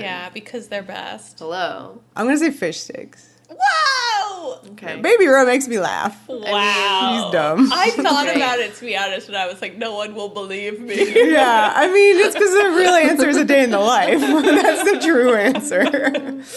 So, Katie. Yeah. Okay. A family affair and a day in the life. Oh, so that was easy. When you Yeah. put Wow. a family affair against One Against an Army, a She's family like, affair wins. one against the army can go fuck itself. I thought we were being like jerks about it. Jerk. I mean, to be we're hipster deliberately not and picking. No, yeah. it is. Like, One Against an Army is really amazing. But It really secretly, is. her favorite episode is The Abyss. Maybe that one part no. from The Abyss. No, is her but like a favorite family affair part. like just has so much going on that's like different, Yeah. and I enjoy that. Yeah. And it's got Yeah. that big scene in there. It would be I high love up it. on my list, too. Not that for One sure. Against an Army doesn't have like 30 big scenes and every trope that I've ever loved. Yeah. One Against the Army is not high on my list. But But that's just because I'm me. Yeah, you're you. what did I just say? It's like the most important episode It is, yeah. ever made. But that doesn't mean it has to be high on your list. You can. That's right. You can acknowledge its importance. And, Yeah, from afar. And have it be like number 20. It does have like Whoa. that. I don't know. I haven't ranked them. What'd It's you got say? that like Outlander music and Yeah, it's all that. It's very like like somebody created that episode in a lab to please Katie. Okay, then I guess it should be my number one. Uh-oh, that means I didn't really pick one. And that She said you have to choose one. Chosen. Katie found a way around you, Tiara. I guess a family affair. Yeah. All right. It was The clearly hair is so pretty. It's a hard choice. Hair tips it. Painful choice. Hair prettiest. All right, tips Katie. Scale. You're reading the next one. Okay. Adam has a few questions for the season 6 Hermes Mailbag. Number 1. A loose theme of season 6 and the tail end of season 5 was the death or destruction of the Xeniverse as we known it. The Greek gods, the Furies, the Amazons, the Centaurs, the Fates, and most of Xena and Gabrielle's friends and family end up dead. Do you think season 6 should have doubled down on that theme and shown Xena and Gabrielle to be having a lot more trouble adapting to the 25, parentheses, 26 including the Norse nap, year time jump? Or perhaps have them openly expressing shock at how the world seemed to be collapsing around them? Ooh. I say yes. Yeah, I think that would be good. Yeah. I mean, agree. always you want character emotional continuity. Yeah, I mean, season 6 basically forgets about the Yeah. whole 25 years time jump Yeah. thing. They really, You really never do. know. I mean, sometimes it happens, and then You you're think- like, whoa. Speaking of Farragus, like, you know, he's just talking about Xena like they Right. ran into each Right. other, and you're like, was this like 30 years ago? Right. or was this now? I mean, Exactly. yeah. Yeah, I don't know. Who knows? Who knows? I mean, yeah, that would be really, that would have been nice for sure. And I love that, like, Lord of the Rings kind of vibe of, like, the world is changing, you know? I feel it in the water. I feel it in the air. Oh, I smell it in the air. I don't know what it is, actually. I am Kate Blanchett. Yeah, but you know that like the dying world and like something new is coming in, but it kind of means that your characters are like dinosaurs. They're part of something that's dinos. past. It's like that dinosaur book, All My Friends Are Dead. Yeah, all my friends are dead. Yeah, exactly that. Oh. So yeah, I think that would be a good suggestion, and season 6 did drop the ball there. Yeah, Yeah. if it was more serialized, like we've been kind of saying, yeah, there would have been a little bit more of that, probably for sure. But I think they like intentionally wanted to forget it because they guess. just wanted it to be the vibe of season 1. Yeah. guess. And we've said that, you know, season 5, it was a different creative team. I get the sense that RJ came back and just wanted to really distance himself from anything that those guys brought to the Good. table. So, I mean, you know, they threw the baby out with the bathwater, though. Baby Row? And Eve. literally, Oh, Eve. oh, shit. Speaking of, Yeah. next question. Eve. Yeah. What should they have done with this unfortunate waste of a once compelling character? Ooh, back in the heyday of season 5 when she was Livy, parentheses, or a cute baby, parentheses. Other than a spin-off with Eve and Varia traveling the world, where should Eve's character have gone? A healer like Eli and what Gabrielle wanted to be? An Amazon princess, thanks to her rite of caste? Or something completely foreign to Xena and Gabrielle? Like settling down with someone and giving Xena and Gabrielle a grandchild? ? Or should Callisto and Hudson, parentheses, have returned to take control over Eve's physical form and soul? Or should they have done what Sandra Oh can't do and oh shit. Wait. Oh, I see. I was like, for a second, I got startled that there was going to be a spoiler, but it's not. Or should they have done what Sandra Oh can't do and kill Eve, for maximum dramatic story potential? Sandra Oh is Eve. But of course, we got this somehow confused in a previous episode, even though we watched the show and know the characters. That's true. Yeah, that's herself. Well, I think that what you've done here is pitch an incredible season of the Eve and I guess Varia spinoff. Mm-hmm, for sure. We definitely have a lot of episodes here. One episode they visit the Amazons, deal with that. Yeah, we've also pitched some alternative ideas for Eve back in the season 5 days, like her kind of going off to Rome and being some kind of vigilante figure. Yeah, I which think I'd still take. I would totally take a spin-off with Eve. There is so much to her character It's like so rich. I mean, it's as rich as Xena, and Xena is pretty rich. Yeah. And I already see the episode where like Callisto somehow like starts talking to her in her head. Appearing to her, and like maybe she starts manifesting some of the not so pure qualities of Callisto. That would be exciting. I would be all over that arc. Yep. And then she'll learn who her daddy is. There's kind of a corollary to that question from Camilla on Facebook, who asked, this was based off series, the Katie's favorite game, series universe, that app, yes. that there's a part in it where Eve calls Gabrielle her aunt, and how depressing that is to see, but it made her think about Eve's relationship with Gabrielle, and like how that too is kind of like an unexplored area. Like we've made jokes about how Gabs kind of doesn't like adult Eve, right? And I would have certainly loved to see some tension between them. Agreed. Yeah, I just wanted to see more Eve. Maybe Gabs could guest star in the Eve spin-off show. Sure, yeah. That would be fun. If she's still alive. Shut up! Oh, jeez, Vera. She's still alive. Stop it. All right. Okay. And next question. And on that same theme, everyone's favorite character, Virgil. Oh, no. While it was great that the show added some more eye candy for fans of that persuasion, was there anything the show could have done with the character? Yes. Not have him there? Oh, Vera. Should they have made him a better-looking jockster? Aw, Ted. And allowed him to serve as comic relief, hopefully with less emphasis on Three Stooges humor? Or was there simply no room for the character in the final season, especially given how little we saw of Eve? Or do you think the show actually needed a new audience surrogate in the final season to ask the quote-unquote stupid questions and to get into trouble and be, quote, rescued, but neither Eve nor Virgil nor Varia were the right fit for filling that role? I'm kind of against audience surrogates as an idea. I never think they're helpful. I'm always really offended when the show thinks that's me. I'm like, excuse me, show. I'm the hero beating people up. I don't need things explained to me. I never have asked a stupid question in my life. You're like, I know every single bit of canon on this show and more. And certainly by the 6th season, I just feel like the show had outgrown the need for that role. That role was Gabrielle. Yeah. And she certainly has outgrown it. She herself has outgrown it, which means the audience doesn't need that function anymore.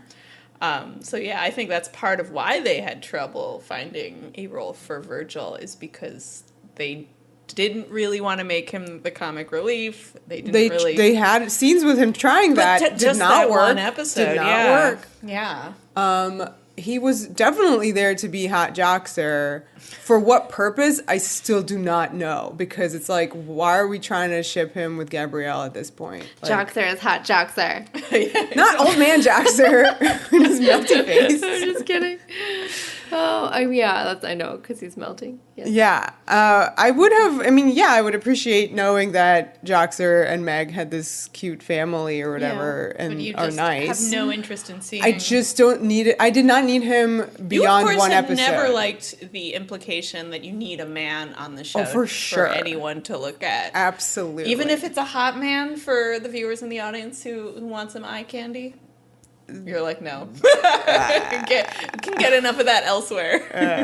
Well, I mean, like, define hot man. Like, there's a lot of dudes. Hot man. They just fit better. That's a good point. Just fit better in the show. Like, let's have the hot man antagonists, I guess, rather than just having there were a lot. Man side piece. Right. Yeah. This was just such a very, like, personal attack against Vera. Yeah, and I guess, I don't know.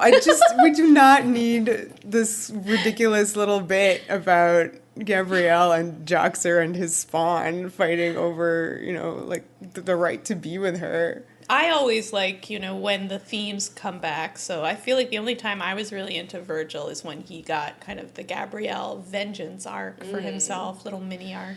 Again, why? Why did we need that for him? Because why couldn't that be someone else? I don't know.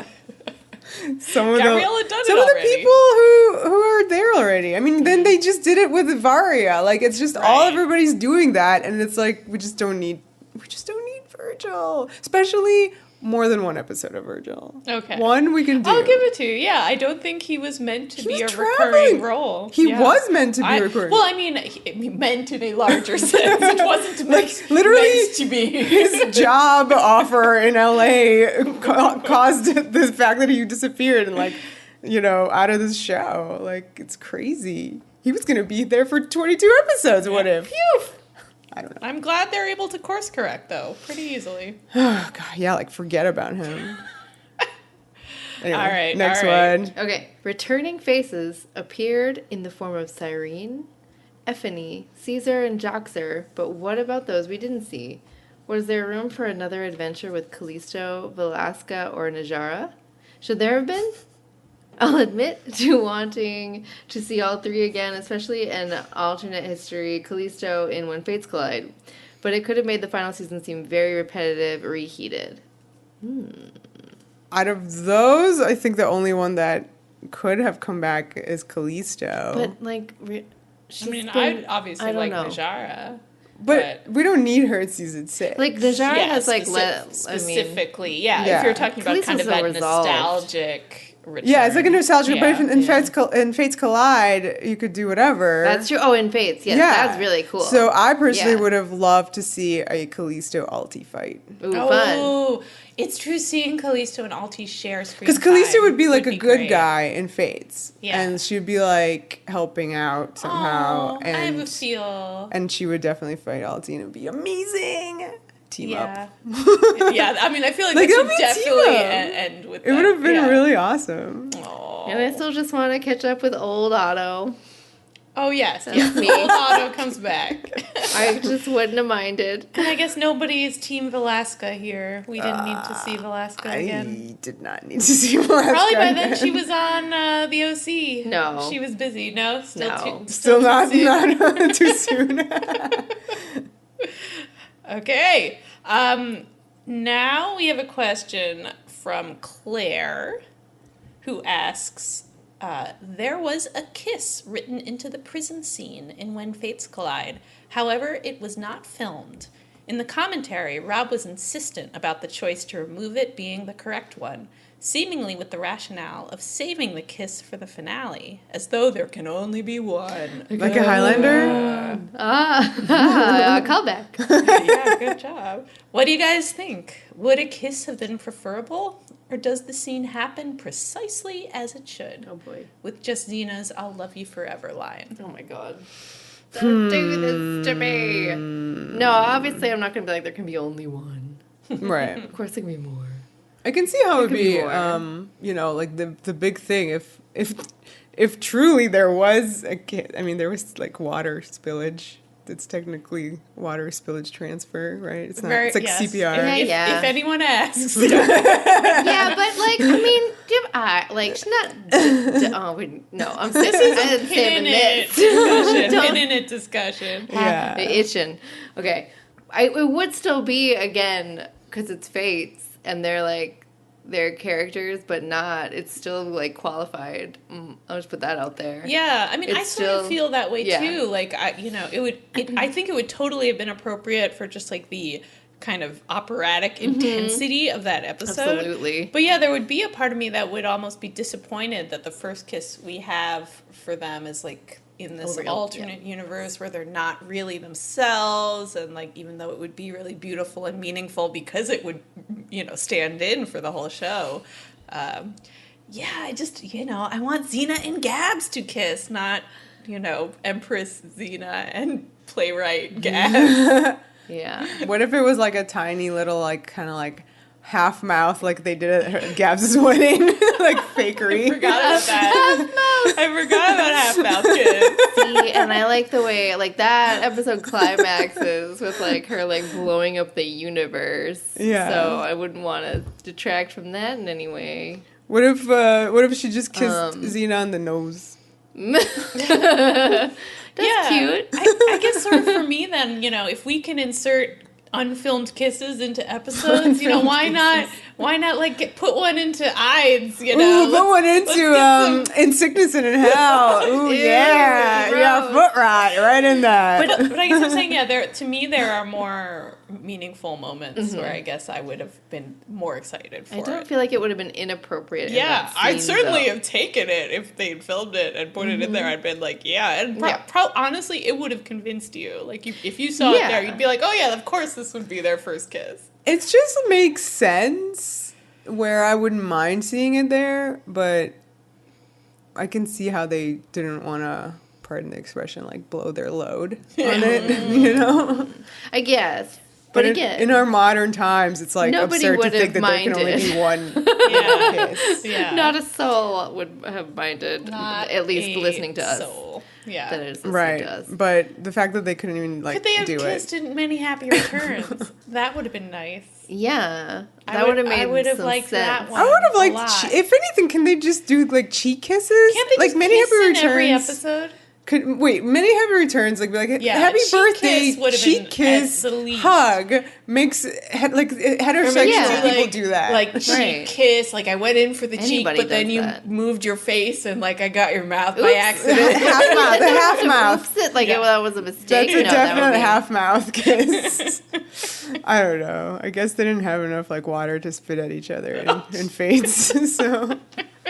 They had the dribble cup. Oh, shit. Oh, there we go. It's perfect. It would have, it would have just been like more, it would have been like an elevated version of the like Sleeping Beauty kiss in Valkyrie. Right, but they're both awake. They're also not themselves. Right, that's why I said elevated. Because it would have been like a real. Yeah, definitely a little better. Less green screen. More participation. Vertical, not horizontal. Because, like, technically, the pin, damn it. Yeah, pin. Okay. Gotta love those horizontal kisses. Anyway, we want kissing. Sure, more is what nice. We say. All the kisses. Kiss. All of them. Or not, also fine. No kissing. Oh. but we gotta say, of course, thank you, Catherine Fugé, for, like, even trying to get that in She was there. like, seems fine to me. That's awesome. Yeah. So, all right, Charlotte asks us, hi guys, so sad that the rewatching podcast will be over soon. Thank you so much for everything. I'm a bit late to point this out, but in Last of the Centaurs, it always makes me laugh when Effany explains that Xena is dumbfounded because of how much Balak looks like Boreas. Meanwhile, Gabrielle is completely nonplussed by how much he resembles Craftstar. Which is incredible. Good. To be fair, though, he looks ridiculous, whereas Craftstar was super hot. Sure. Like, super good. You'd think she'd remember his face, though, even after. She would remember. Yeah. That's so funny. Yeah. Okay, so then Charlotte continues. Also, I've been waiting for Vera's Virgil Vitriol. Ooh, that's a good... Vera's Virgil Vitriol. Is a good one, yeah. You should sell that. Bottle it and sell it. It's just me screaming in an empty jar.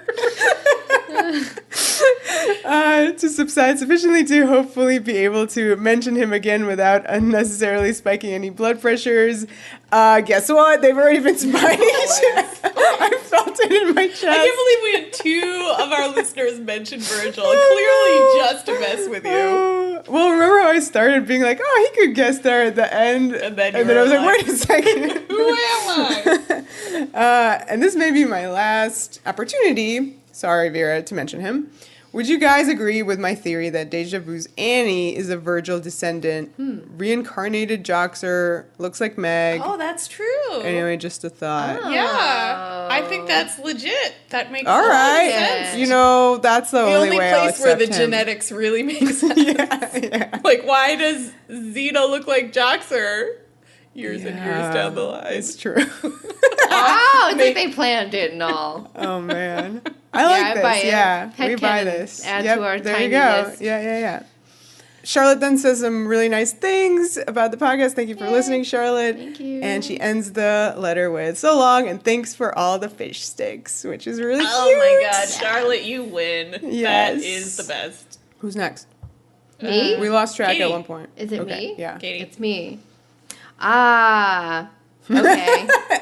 Next question is from friend of the pod, Nora. Hi, Nora. Hello. Who asks, pitches for other alternate timeline-esque When Fates Collide style stories, ? Okay. And then also, Katie, it's in all caps. Singled out a lot in your best hair and fashion moments of season 6. And then also, most important eye contact, ? You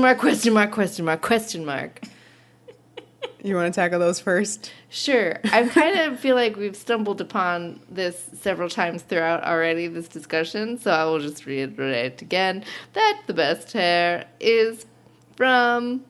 What? What is the best hair from? Shit, season 6. Season 6 best hair. Season 6 best it's hair. pretty great.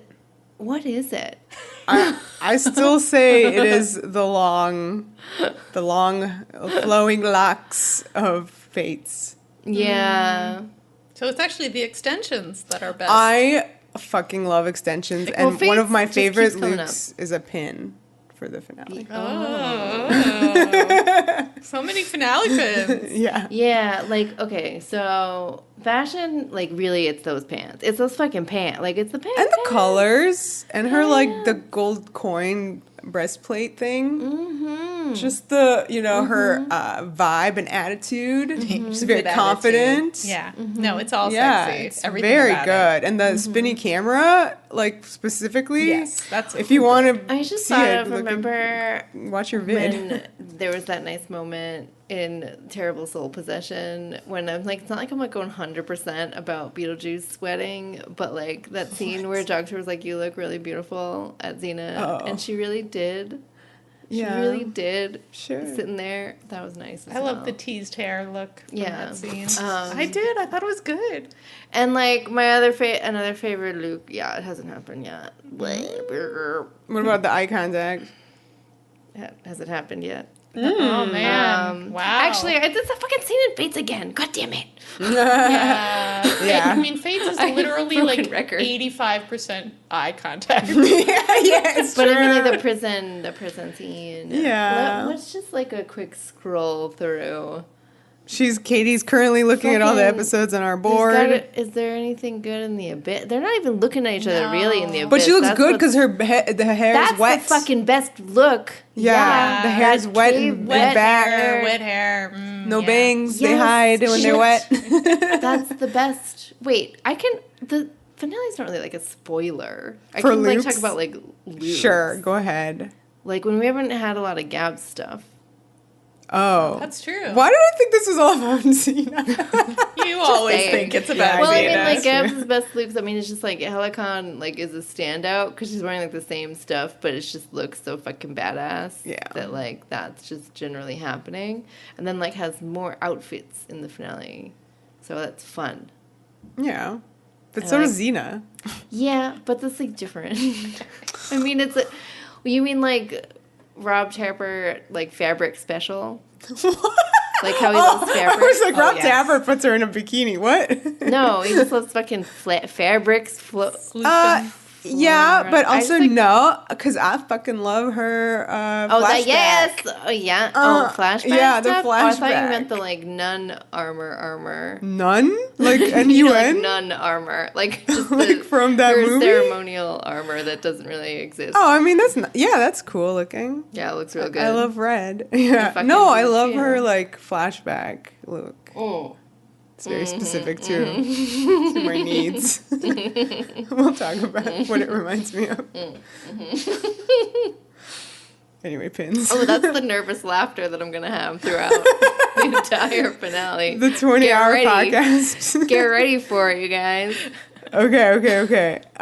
So then we already said the most important, eye contact and the fashion moments.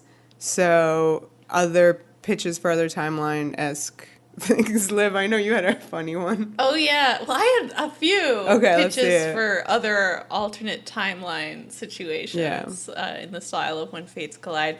My more realistic one, which we even sort of hinted at when we talked about When Fates Collide, is doing one where what if Xena never was redeemed or went good and was still evil warlord Xena. I think it would be really fun to do a version where then Callisto kind of takes up the mantle of warrior princess. I'm down with Xena burned down her village, but rather than just embrace this path of total kind of chaotic vengeance and destruction, she's much more targeted. Yeah, and I think what the more fleshed out version of the pitch is that Callisto becomes good because she's the one who meets Gabrielle. Gabs, and Gabs tempers that desire for vengeance. That fire in her soul. Ooh, yeah. So in both this one and the previous question, then Xena meets Gabs too and falls in love with her, and then Callisto and Xena are both in a love triangle for Gabs. A throuple.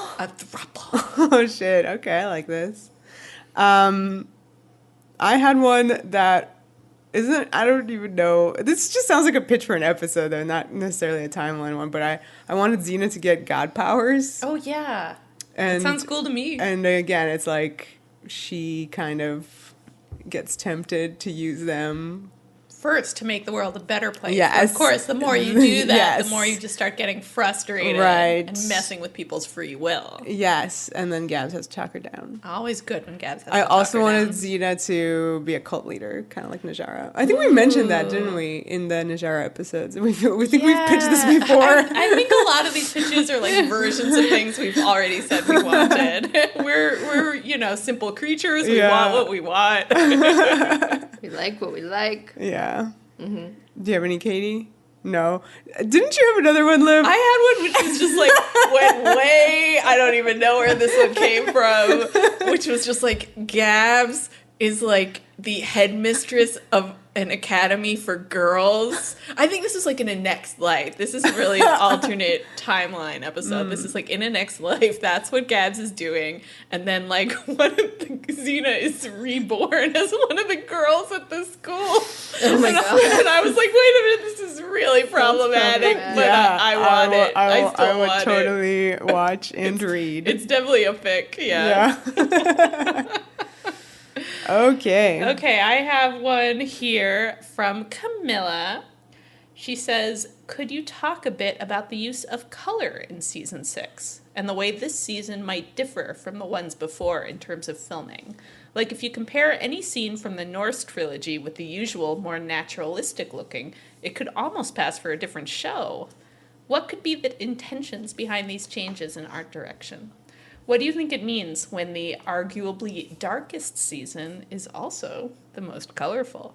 That's a really good question. Yeah, I love it. I want to write the paper about that. Yeah, and you can. Well, the first thing you can say about it is that more blood, a lot more bright red blood. Well, yeah, I mean we've talked about a little bit about how the progression of television and in season 6 versus season 1. Yeah, they're shooting. We're talking about 1995 versus 2001. Yes, there's a huge difference. I think they're shooting on 35 millimeter now. We're so 16 mil. Yes. So again, so the other thing is money. we has more monies. Part of it is that, which seems like a sad answer, but it is true. Yeah. And the technology is different. Technology, the choice, so the shout out to the Norse trilogy, I think intentionally they wanted that one to look different. Yeah. We're set in we're dealing with the North. He's all said. Ooh. Yes, exactly. So that makes sense. And I don't think it should look the same as them traveling through the forest in season 1. And I think in the same way, if you went back to an earlier effort like The Debt, there too, they were using color to distinguish Chin from Greece, from other episodes of the show. And I think it's really cool. I personally love shows that do that kind of stuff. They allow directors to do things. They don't necessarily have to adhere to the rigorous rules. This is what our show looks like. Yeah. So I mean, look at what TJ came into Xena and really was the first director to really change the look of the show, which is really good. Yeah, and I feel like he paved the way for everybody to begin experimenting. I mean, similarly, on Game of Thrones, Miguel Sapochnik sort of did that. However, for the most part, until they got snow and winter came and whatnot, it is like a very... It did. I'm just kidding. Joke. It had a very specific look that nobody could really mess with. It's supposed to look like a medieval, castle. Brown and dark and boring. So I think it's really cool when shows kind of allow for experimentation and evolution. Yeah, I was going to say, it's not just experimenting for the sake of experimenting. Once you put that into place, other people can use it, and the show grows. Yeah, and obviously the finale has a lot of color there. Yeah, we'll have to make sure we talk about color there. Okay, one more question about season 6 before we move on. Claire asks, you guys used the phrase running out of steam once or twice in Fates Collide. And of course, there's the very apt season 6 gives no fucks refrain.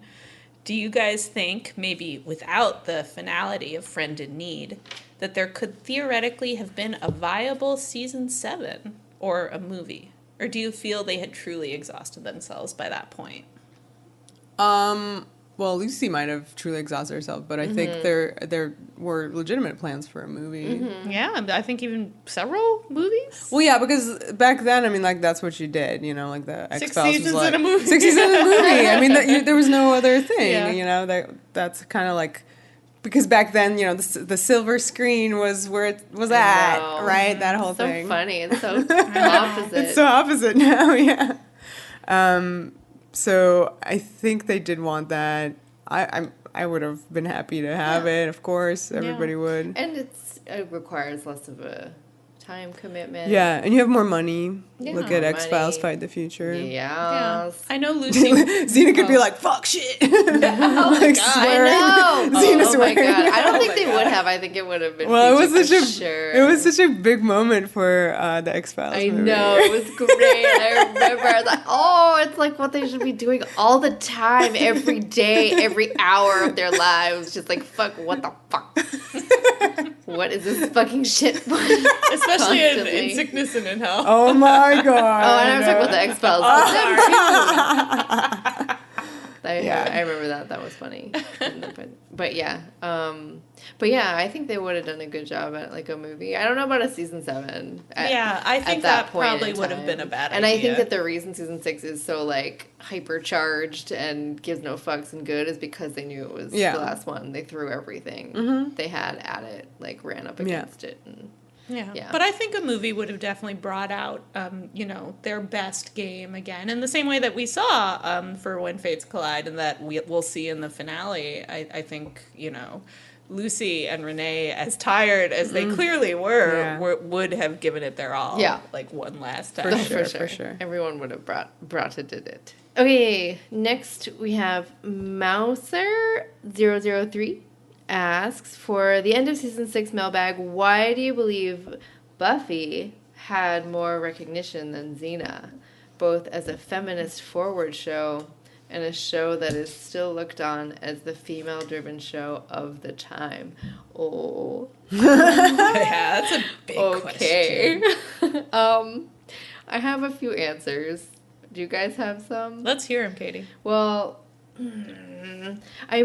Buffy started slightly 2 years later. There's a different context for how it was conceived and the audience that it's aimed at, which I think lended itself to being what is the word? More acceptable. No. I think it's less acceptable. Wait, are you talking about Buffy? Yeah, because it's quirkier. It was for specific teen. It was definitely aimed at a young audience. Xena was broad. It was super broad, international, huge, family action hour show, right? Mm-hmm. But it was set in ancient Greece, and it was a fantasy. Yes, yes. Versus reality, the only thing you have to deal with is vampires. I'm trying to say, but it, it has all the Jossian stuff, the snappy dialogue that everybody really latched onto as being really smart. It has more of a focus narratively per season. Yes. Yep. And it came like slightly a little bit after. I'm not trying to say this in any way that I'm like saying it's like smarter and better, but I just think that the reason it has all the like academia around it is kind of because it is It's smarter and a better. little bit more, it's like It was more built to attract be that. like more. It's more self-consciously clever. Yeah. Like, look how clever I am. Exactly. Yeah. That's kind of what. I mean, we talked don't about know. it as well, that because of how Joss stole from Xena. Right. No, it you can he could study shows and be like, well, I'm going to make my show this way. So like the narrow focus that you were talking about, like per season, like the more serialized things that they don't exist on Xena for the most part. And they do, everything's very cohesive on Buffy. Yeah. But I think like just like the theme, like this particular like sort of answer about the like academia recognition, like critical recognition, like feminism stuff, like it feels to me like this so and I'm talking about Joss Whedon, who, like it's so different talking about Joss Whedon contextually to like Joss Whedon in 1998. Yeah. Who was like, you would walk around with like the Joss's God shirts people had and stuff. Like he at the time, I mean, I still think that he probably is now. He just like needs to update. But I'm gonna watch his new show. It's just more of like I think it's he there. did put this much more this idea of like feminist forward like thinking like was built into the show very consciously and specifically in a way that it is on Xena, but it's like literally in Buffy in a way. Yeah. I'm not saying this at all good. I needed to like prepare this. I see what you're saying though, and I Help do feel me. like with Buffy, you know, you feel like it is geared towards young women in almost this instructive way. Like, look at Buffy going through these Yes, issues that's that what I'm you're trying to going say. through. You know, Xena's this fantasy figure. For the most part, her struggles aren't like hashtag relatable, and Buffy's are. Yes, this is what exactly. Thank you for But being Buffy wise. also Wise one. came into a genre that is more acceptable. The high school setting, everything was like very. It was very hip to do that with a lot of shows Right, in you that also had setting. Dawson's Creek at the same Yes. time. But I also think like too the thing that we are doing this like podcast about and why like when we watched Xena and we were like this is like that campy show that was dumb and I didn't watch it like before I started watching it, and then I watched it and I was like, Jesus fuck, this show is smart. It's harder to like dig into that if you're just gonna like watch it from time to time like in the 90s, like you're not gonna catch that as much, whereas I think that Buffy, because it wears it all on its sleeve more, is easily more digestible, and I think people pick it up like and that's how it like got picked up more, and I think Xena is not as easily digestible in that way, and you really have to like watch with it and dig yeah. into it and see what everybody's doing like And of course, throughout. there are other shows like Yeah. Xena that don't really have the critical love that they should, like Farscape. Yes, exactly. But They're- again, they're more it's- they're you're more talking about these challenging. I love all of these shows, but it's just so hard to like. Number one, if you're trying to explain Farscape to anyone, Right, like, good they're luck. just like, But bye. also, like, it's full of crazy looking puppets. Like, Right. Xena's full of crazy looking kung Right. fu. There's That's an what I'm saying. aesthetic It's like- block. Yes, there are too. vampires and like terrible stunt doubles for Buffy, you know, and like weird martial arts. And there is martial arts there, but it's not like the same kung fu stuff. There's no stooge humor. There's just like these things that, I mean, honestly, that's not my favorite part of Xena. That make it hipper. But Yeah. like, it's just once you dig into the story, like all the way, like if you're cool with watching the whole thing, you're like, fuck yeah, this is an amazing show. Yeah. But if you are, like Katie said, once in a while tuning in, it's a little bit difficult. Right. You know, to pick up. Yeah, on. I like hate pitting these shows against each I know, other they're because I both don't like pitting them. good, But yeah. like, there is a reason that we made this podcast, and like, there is like, we did a whole episode about Buffy, and like, we kind of basically did this because we were like, well, everyone's talked about Buffy like ad nauseum, and like, people need to talk about this show too. Yeah. But like, to actually like pinpoint the reason, I guess it's like. It's a little tricky because they're both really smart and great shows in different ways. And, like, I don't want to be like, well, like, Buffy narratively like had its shit together or something. You know what I mean? Like, even though it has plenty of narrative problems. I think it's interesting to say something like that, though. I do too, because like also like some of the charm of Xena is its textual messiness, because it allows for a lot of like fun discussion and a lot of fun interpretation too. So I think that's great. Why we've done this podcast. Precisely. It just gives us so much to talk about. I do feel like Buffy, to a certain extent, because of its kind of textual complexity that it wears on its sleeve, it's telling you how to watch it and like how to interpret it. Like, obviously you still have some leeway to do things as a critic, but I feel like, you could never have an episode like Fish Sticks on Buffy, because it would wink at you and be like, here's what I'm doing, and you'd be like, okay, well, thanks guys, we get it now. Whereas Fish Sticks is just, you could go crazy with that as a critic. What is the Fish Sticks of Buffy like generally? I don't even know. Are you talking about like an everybody hates episode? Yeah, I mean, bad eggs. That's true. Everybody just bad eggs taught me how to peel an egg. Damn it. But yeah, I don't feel like Buffy ever gets that messy where you can go in and sort of be like, okay, I know none of this seems like it should be there. None of it makes sense. Definitely Farscape goes there. Yeah, and that's why I bring Farscape up, because it's another show you never see critics talking about, probably because it has that high bar you have to clear as a viewer to get into it. Right. But once you're in, you appreciate it, and you see it's a hugely ambitious show, much in the same way that Xena is. But like from the outside, you will not see that ambition. Yeah. My goodness. Yeah. Well, we have a mini-sode coming up about Farscape. Yeah, so. We're definitely going to get into the Farscape discussion soon. You can go listen to our episode about Buffy as well. I love these shows. Okay, so Kathy O'Grady asks, have you already done What Hogwarts House for the main characters? Yes, I think previously in a mailbag. I forget. They were very complex. Gryffindor, but with some Slytherin. Tendencies and whatever. Or maybe their karaoke songs of choice. Oh, we have not done that. No. I have one. It's only for Aries, because I've done it before in a previous episode. Cheater. Okay. Well, do you have some? No, Wait, go ahead. I have two. Wait, do yours. I got two. So, Aries' karaoke song is absolutely 100%, 1000% Friends in Low Places. Like, that's it. That's what it is. There's no arguing with me about this. I have said it before in a different context, in a previous mailbag, I think, about, like, a piano bar musical that they were doing. Whatever.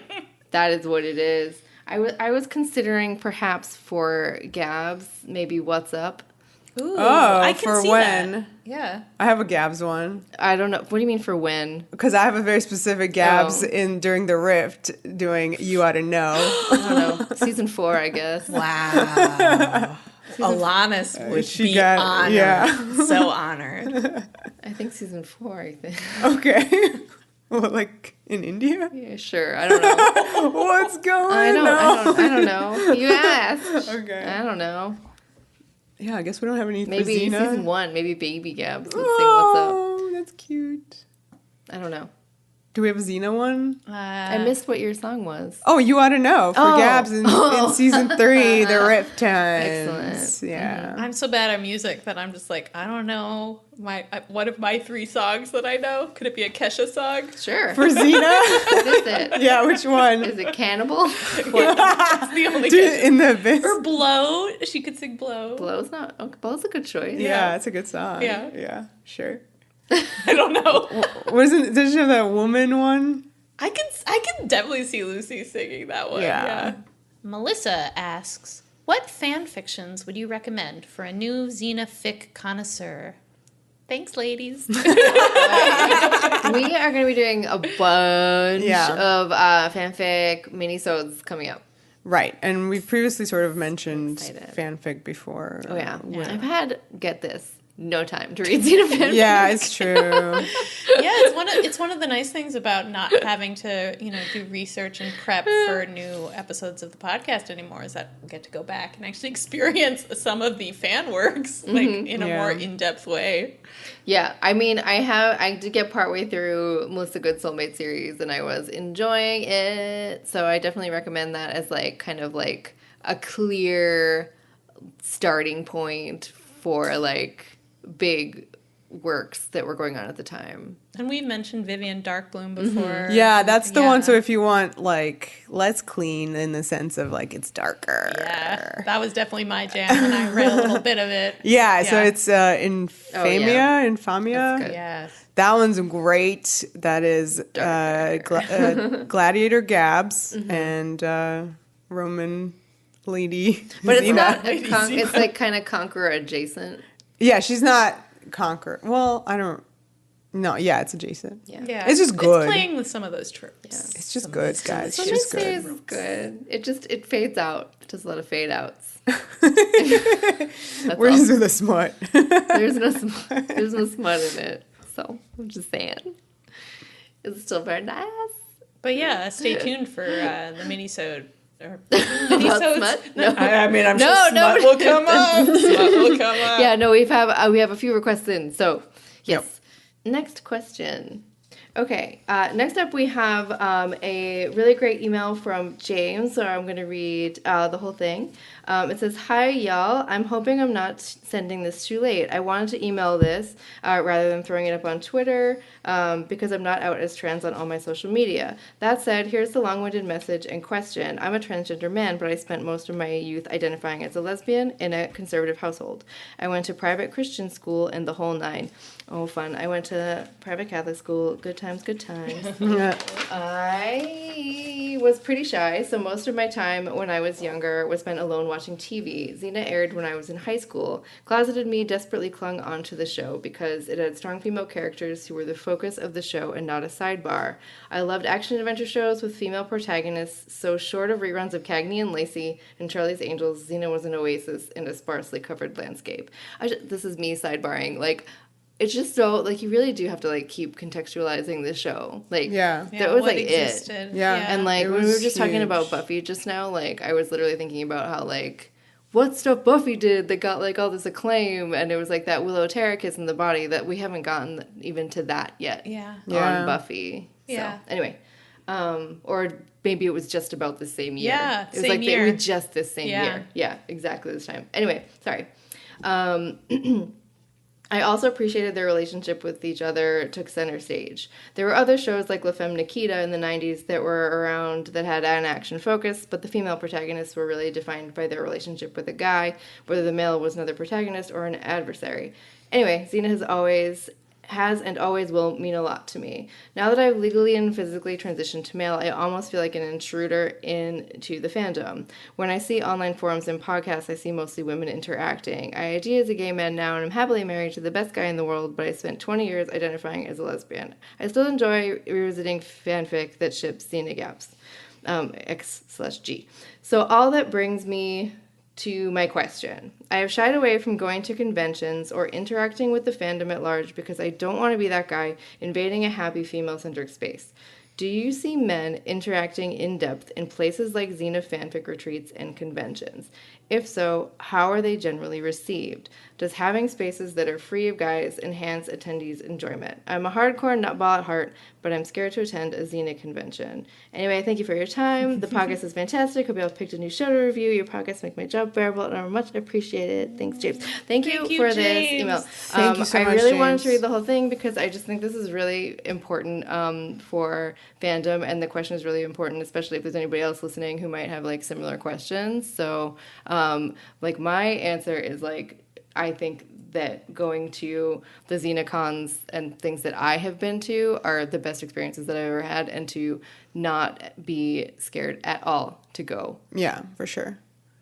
This has come up for us as well. We were just at FanWorks Con, and there was a question from our good friend who is a cis man, and whether he would be welcome at a TGI FemSlash. Really. Right. So TGI FemSlash, which is another con that we go to in California, which I think is clear from the title, is an entire con about women loving women, FemSlash, in general. Yeah. And it's true that like most of these cons, like the majority of people are female identifying. But I just think that I mean, I only can speak from like my experience. Like I haven't seen anything that would make me think that they're anything less than like a safe space to be. And that if anybody does make it any less than, then they're full of gatekeeping bullshit. Yeah. And I am not here for that. And I certainly don't think that like Z-Night Retreat is here for that. I love Z-Night Retreat. Yeah, I haven't been to XenaCon, but I'm sure it's the same. Yeah, exactly. All the same people go. Yeah, for sure. We've met a lot of great guys at Z-Night Retreat, so I think you should definitely try to go either to the con or to the retreat.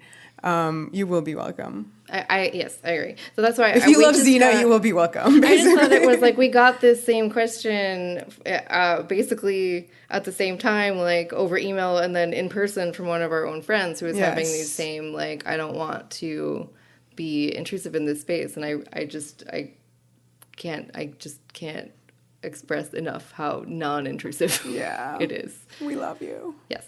So yeah, and just go. I totally encourage everyone to go to, especially Z-Night Retreat. Yes. Next question is from Melissa, and she asked, will you guys be at the 25th anniversary XenaCon in LA next August? The answer is no. Yeah. But we got our retreat tickets. So retreat. 2020. Yeah. 2020 Z-Night Retreat. Yep. We do get, I just kind of want to talk about this a little bit. We get a lot of questions about going to XenaCon. Right. It's not that, it is very far, and so is Z-Night Retreat. So it is a little bit of like, I'm always going to choose Z-Night Retreat because that as an experience is like mind blowing. And to me, I would much rather choose to spend my time seeing the people that are there and having that experience than giving money to Creation Con. And I just really don't want to give money to Creation Con. Yeah. And I like also just don't like meeting. I mean, I'm the same way. I really don't. I really just want to stress that. I don't want to have that. I used to do it a lot at Dragon Con with the autographs and the stuff. Photo call. But it's just more awkward than I want it to be. And I know lots of people would say, like, no, and have had, like, great time. I totally support that. And stuff, and, like, if that's your thing, totally support it. If XenaCon rolled up and was down the street from me, I'm gonna go. You'd be there. Duh. Eyeballing everything. I'd suck it up and go, but it's across the country, and so there can be only one choice. Then I'm gonna Z-Night Retreat it. And for me, I feel like I can never like live up to my moment. I was gonna also say this. Interacted like, with Lucy. I just feel like any time I'm in a room with Lucy Lawless again is not gonna be like the time that I was in the room with Lucy Lawless and she talked about Stevie Nicks' Fajita Roundup. So I'm good. Yeah, I don't think it would be any better. But I would go to hang out with the people that go to Z-Night Retreat who go to Z-Night. Yeah, sure. And I can't wait to hear about all of your experiences. That's totally cool. Mm-hmm. Yeah, it'll be a very exciting for us on social media. I also don't want to make anybody. You can cut that out. I don't want to make anybody feel bad about. I went to like the Creation Con for Outlander, and it was just so expensive, and I'm like, they took enough of my money already. Yeah, I think that's reasonable, and I think even people who are super stoked for XenaCon have that as the caveat. Oh yes, Creation. Yeah, totally. So now we're going to transition into talking about us, our favorite subject. We already did. Yeah. We are now talking about the podcast.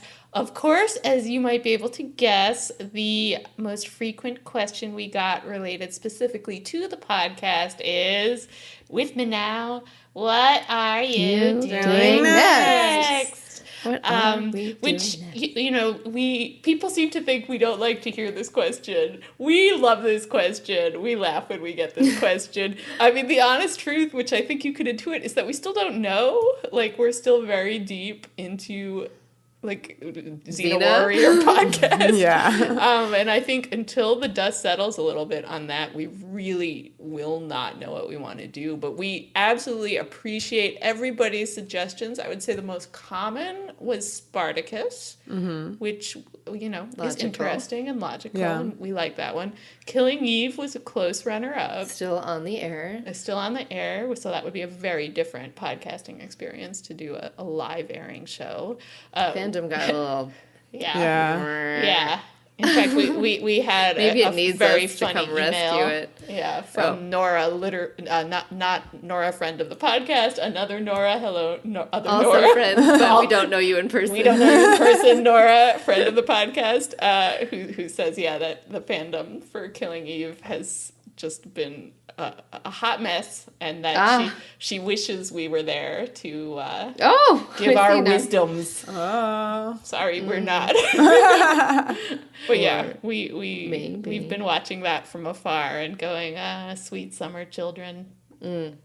I went through all of those same things on Hannibal, so I know, honey, I know. It's just, what show do people think they're watching? In any case, we do have a bunch of minisodes coming your way. Like, people talk like this thing is done in like a few weeks. Like, it's we not. have so many. We have not. so much. And we're stoked to do them. It'll be fun to have like some lighter topics after the finale and like different areas of Xena, and then other just like totally different things. Yeah.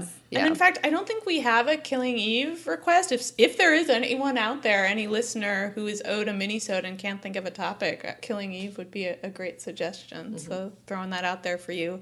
Also, Whiskey on Twitter said that if we would only do Hercules next, it would bring so much joy into their life. But my response to that, Whiskey, is, and so much sadness and pain in 2 hours. Yeah. Oh my God. I'm sorry. I'm Never. so sorry. I'm sorry. There's I just no can't. way. And you don't really want to hear us do that.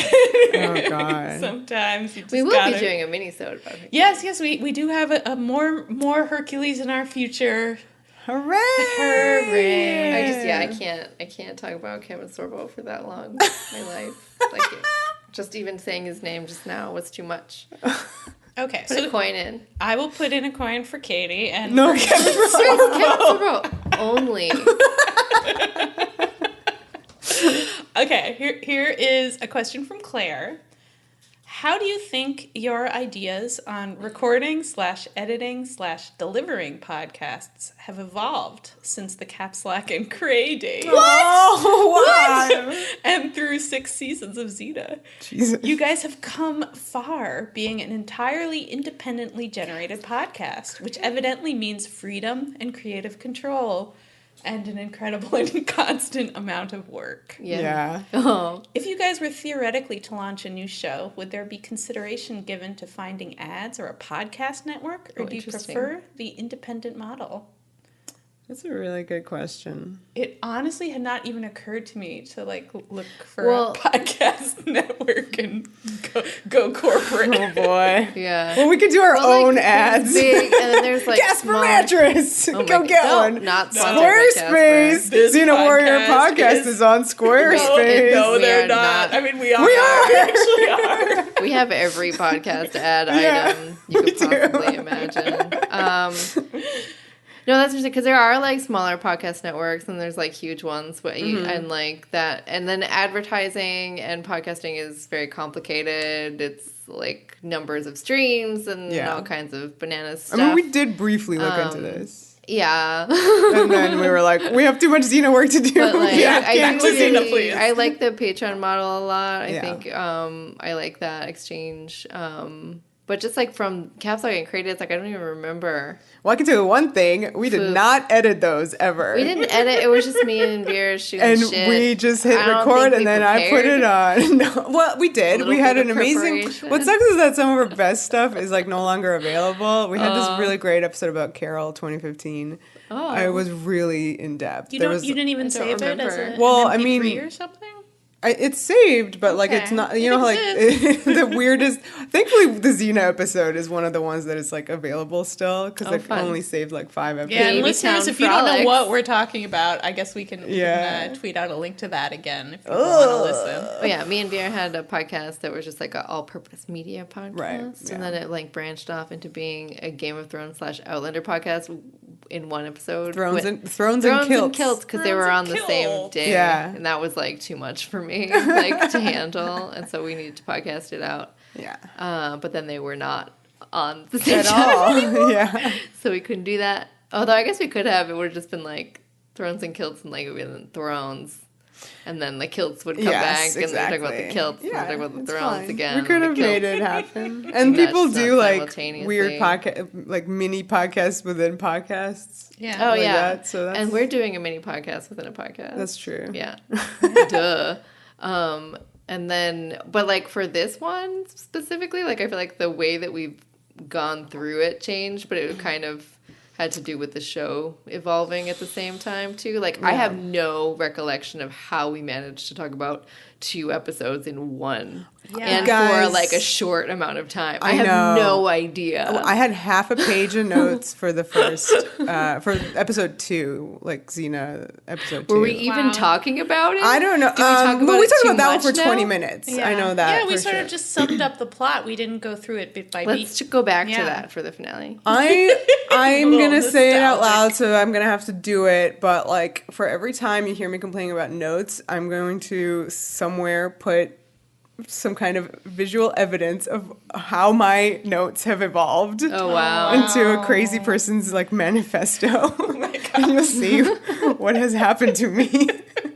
You can't read my notes. That's the thing I wish, maybe for the next thing, I wish I had like notes that were presentable to put on like the internet or something. Yeah. But I'm not saying mine are presentable, but they need to be. That's part of their charm. Wait, I can't even read them. It's like the Unabomber's manifesto. I'm not even kidding you. No, I'm gonna shake the jar. For the Unabomber or for my bad handwriting? I don't know.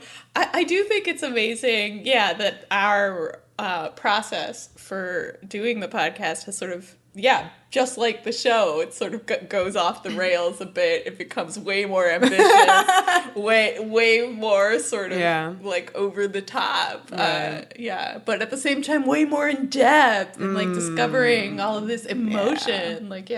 I think that's the best way to do it, is to have the podcast reflect the show on this meta level. What else do we do different? Bi-weekly. We used to do it every week. 2 episodes every week. Do you recommend the bi-weekly that's still if you're fairly thinking about recent, starting a podcast and you have a full-time gig? Yeah. I don't know how we even did. Now I go back and I'm like, wow, we did this every week? Yeah. Oh, God. We did it every week. We had a full-time job. Yeah. We basically didn't have weekends for years. if you want to be completely honest. Well, now we have like 1 weekend. Now we have 2 weekends a month sometimes. I know. Yeah. Oh, I had a different job. Yeah, you had a different job and it was easier. It allowed more. Yeah. Anyway, there's one follow-up question, which is, I seem to remember it once being mentioned that Vera and Livy share editing duties. How does that work with 2 people? Do you alternate, or one does a draft and one finalizes? So this kind of like goes to the previous question of things that have evolved, which is that I used to edit the podcast when we were once a week. Every week. So my life was record the podcast, then I would take 1 day off, and then I would start editing the podcast, and then by the time like Thursday or Friday rolled around, it's time to take notes for the next episode. And I can't remember when this literally started driving me insane, but I would say maybe around definitely season 2. Season 2. I think. The show started getting really good. Yeah, and it became harder to deal with it. Yeah. But like in a fun way. Yeah, of course. But like I became, I don't know, driven mad. And it's just like also like we want to say all the good things. So talk about all the parts. Yeah. So it became, it's like a lot more challenging and interesting to like, but still a lot more notes. Now what we do is that we kind of like, whatever file we have, however long it is, chop it in half. I do one part and Olivia does. It almost always breaks down that Vera does the first half of the episods and I do the second. So if you've been sitting there being like, oh, why does this editing somehow seem to slowly devolve? It's because this one doesn't try so hard. Excuse me, I tried really hard. We're just very good in the beginning, it's actually magically. Really funny. I think back to the very early days of me editing, and I was so like, oh my God, like anytime we said I tried to cut it out. Oh, that was like, you can literally hear the edits a lot more in the early episodes, because like we would try to cut out every like or like, because we thought they were bad. We were like, oh my God, they can't hear we have to do NPR talking, and we're not. I don't think we ever tried NPR talking. No, we didn't, but yeah. So yeah, we've relaxed a bit, which again I think in some ways reflects the spirit of the show. Remember how like stoic John Wayne Lucy Lawless was? Oh man, that's true. Yeah, so we've relaxed too. Just like Lucy. Though I still can't deal with like mouth noises. I just made a mouth noise, literally, and I was like, "Fuck!" Don't worry, you're not going to hear it, listeners. Yeah, you are. Listen, there's only so much we could do. Okay. Next up, Alexander Lyons asks, a long one is part of this. It says, a long one. One thing that really stands out about Xena Warrior podcast is the way you love the show critically and authentically. Many podcasts that I've listened to revisit shows and media of old tend to do so with a sense of detachment, and you get the feeling the hosts are holding, flips page, the thing they're talking about at arm's length, using sarcasm to distance themselves from the material as if they're a little embarrassed to be speaking about it. By contrast, I didn't hear that, by contrast, I feel your love for the show is always present, even through the trying episodes or its missteps and mistakes. You never come off as superior to the material you're talking about. I wonder if the three of you would like to speak to your overall approach to doing this podcast, what you've wanted to do with it, and how your style and approach has taken shape over time. Almost the meta commentary on your own commentary would be lovely to hear about. I feel like it started to like ping on that in the Buffy question a little bit. That's really true. I have noticed that. I think that is part of like just the culture now with like a lot of nostalgia, is that kind of sarcastic viewpoint of stuff that is... It's hipster. Yeah. Like it's like that, The ironic love. Yeah. Like, it's this never is so been bad. our style. No. I love this show. It's really never been our style in anything. If we fucking love a thing, we fucking love it with our heart and soul. Yeah, and I also think there's like, I don't believe in guilty pleasures. I don't think that like this would even qualify as a guilty pleasure. It's an amazing fucking show. So yeah, I think, that's just how some people want to approach that, and that it's clearly not our way. It's like, I mean, I don't really know a lot of like other podcasts, so I'm trying to think of like other ones that I've listened to that are about like 90s shows, and I can't think of anything off the top of my head right now except for X-Files Files, R.I.P., which should come back. But he did that with love. That's what I'm going to say. Kumail Nanjiani is the X-Files Files, which like he went and like won an Oscar, and now he's like in the MCU, so forget X-Files Files. But he stopped once he actually got on the X-Files. I know. It's like he got what he wanted. But we're not trying to do that. No, but I'm going to be on the Xena. That was my example of another one like ours that like I feel like wasn't about that kind of like ironic look back. I don't know. But our whole thing was just like, this show is great. Everybody should recognize that it's fucking great, and I love it, and nobody talks about it in the way that they should. So no. I mean, also part of our approach was that like, we took it serious, like literally serious. It's not just like even like, oh, I love this show, let's watch an episode. Right. It's well, like, I think, this is how fucking serious right. this is. Well, I think that all just comes from like our background of like how we watch television, how we experience like TV as art and movies as art, and are from a film academic background and like film production background and work in the industry as well. So it all kind of comes from approaching it from there. And then also being fangirls, like we go at things as fangirls. So yeah, I just think that I just don't know how to do that. I don't know. But it was also like our wanting to do this podcast was to give it that a little bit more of that academic overlay that Buffy has, and to give it more of that like filmmaking criticism in a good way. Criticism does not necessarily mean bad things. It's both. It's all the things. Like, we wanted to elevate it to that level because nobody was doing it, and or it not that many people were doing Damn it. it. Yeah. So it was just kind of like a direct response to that. Yeah, it's one of those things where, like, I totally see how our style of talking about it could seem like, you know, a very specific decision. But it's funny that it's just like, we don't know how to do it any other way. Yeah, we literally talk about everything this way. This is how we live. But also, like we do, like, this is how we live, thus this is, like, the angle that we're taking. Fanish and academic-y, filmy, and serious.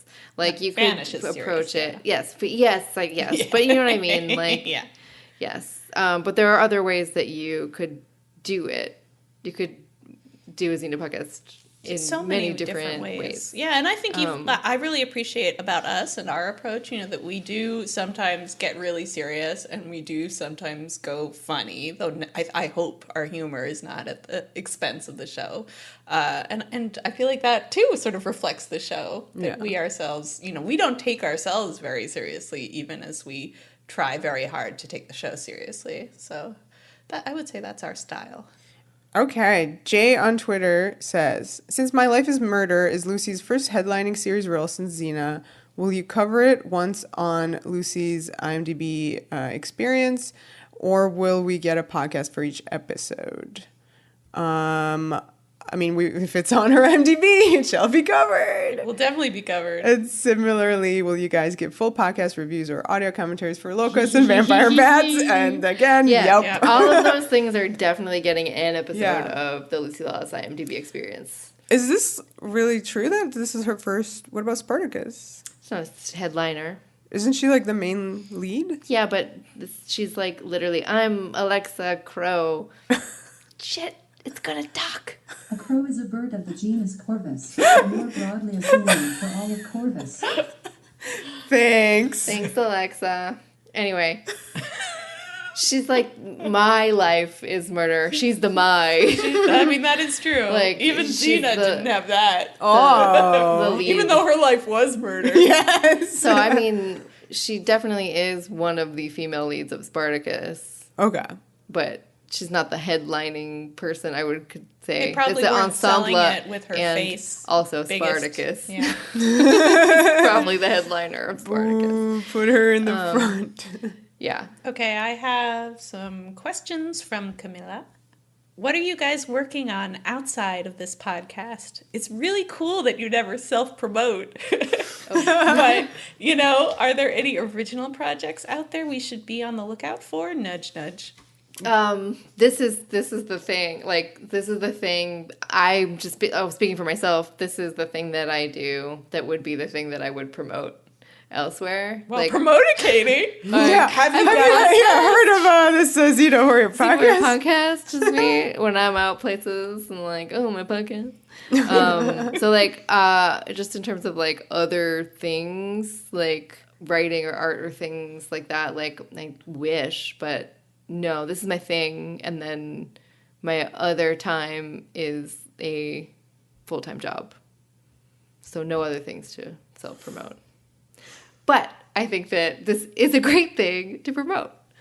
This is correct. So I don't need to like promote anything. What about your fan works? My fan work? Like your vids? Oh, you mean like vids? Oh, I guess that counts? Yeah, sure. All right, sure. For every once in a while, I'll have a vid. I'll like pimp. Actually, I got one. You literally just did a Xena vid. Pimp your vid. You're right. Well, it's just sort of what's something like I do like two things: work and then podcast. And but yeah, I got just some Xena in my back pocket. I'm waiting to post. We'll make sure you guys see that. See how great she is at self-promotion? Oh, wow. What? I'm waiting to post it. It's specific. It is specific. Oh, it is specific. No, you're absolutely So put a pin in her vid. Put a pin in the vid. You're welcome. Yeah. I also work and do this podcast. You have vids too. I do have vids. I can self-promote, I suppose. I have a page on YouTube with some vids. I'm very bad at putting them on AO3. So I just realized there are some vids that are just like not even on anything. Self-promote, like follow my Instagram where I'm trying to be a Disney influencer. Okay. No, I'm just kidding. I'm not. I think you should, though. I know. Just by default, it is. You just took over my self-promotion time. Oh, sorry. Yeah. Let Vera self-promote now, please. Yes.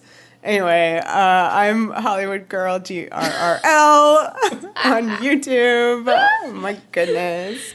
If you want some vids of various topics. A lot of them are Femslash related because I make vids for TJ Femslash. So if that's your thing, they are there. And various other projects, hopefully, to come. Yay! Woo! So I said this, I think, in the introduction to who we were. Who are we? In, like, the very first podcast we Whoa. did. And I don't really think I've mentioned it much since. But yeah, I've been writing a novel all through this podcasting experience, and I'm almost Is done. it about podcasting? Xena, we're podcasting? Maybe on some, like, deeply subtextual level, but you know how we understand subtext. So it is not about podcasting or that Xena adjacent, but it is a fantasy novel, which I'm very excited about, and I'm almost finished with the first draft. It may actually be done around the same time as the podcast is finishing. Just like I don't really understand just the how everything has lined up this way. It's probably going to make me a little bit crazy, but so I'm hoping to keep you guys updated on that. Sweet. But right now I'm still pretty hard at work on that. Here. Cool. And Rita also asked about the novel, so good memory, Rita, remembering that from back in the day when I mentioned it. Were there more? Yes, okay. So here's another question from Camilla. Which storytelling, filming, or content-making lessons have you learned from undertaking this project? Oh, from Xena. Yeah, I think the way I interpret this question, and forgive me, Camilla, if I'm wrong, is I look at this as we have watched a show in slow motion. We spent 3 years watching a show and pausing after every episode and going, whoa, that was an episode. Let's talk about it. And I do think that's if you've never done that with a show, it's really interesting. I do feel like we've learned a lot just about TV from taking it apart to this extent. And it's hard to bring out lessons and show them to you, but certainly the way we started the podcast, we had just watched the entire show in a month, 2 months maybe. We binged that shit. We loved it, had really immediate reactions to episodes, then moved on that same night to the next one. Mm-hmm. So it is really interesting then, 2 years later, you go back to that episode where you're like, oh my God, that was great. And you watch it and you're like, oh, but now I know why it's great, or that wasn't so great. I do just really appreciate how it's allowed us to look at TV in a different way.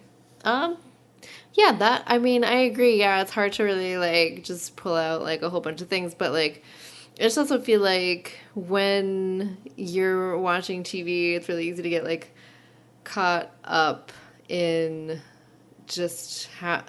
Maybe this isn't even just for me specifically, but it's just made me really appreciate how fucking hard it is to make a television show. And I think that a lot of people don't appreciate how fucking hard it is to make a TV show. Almost as hard as making a podcast. No, Oh my god. and I just like I think that that's like one thing to just like when you're experiencing a show and having a particular like fanish response to it, I think it's really important to just have some like respect for the people that are making it. Are you talking about the fans nowadays just screaming on Twitter Yeah, at I am. people? Yeah, and I just and it makes me sad. A lot of that really makes me sad.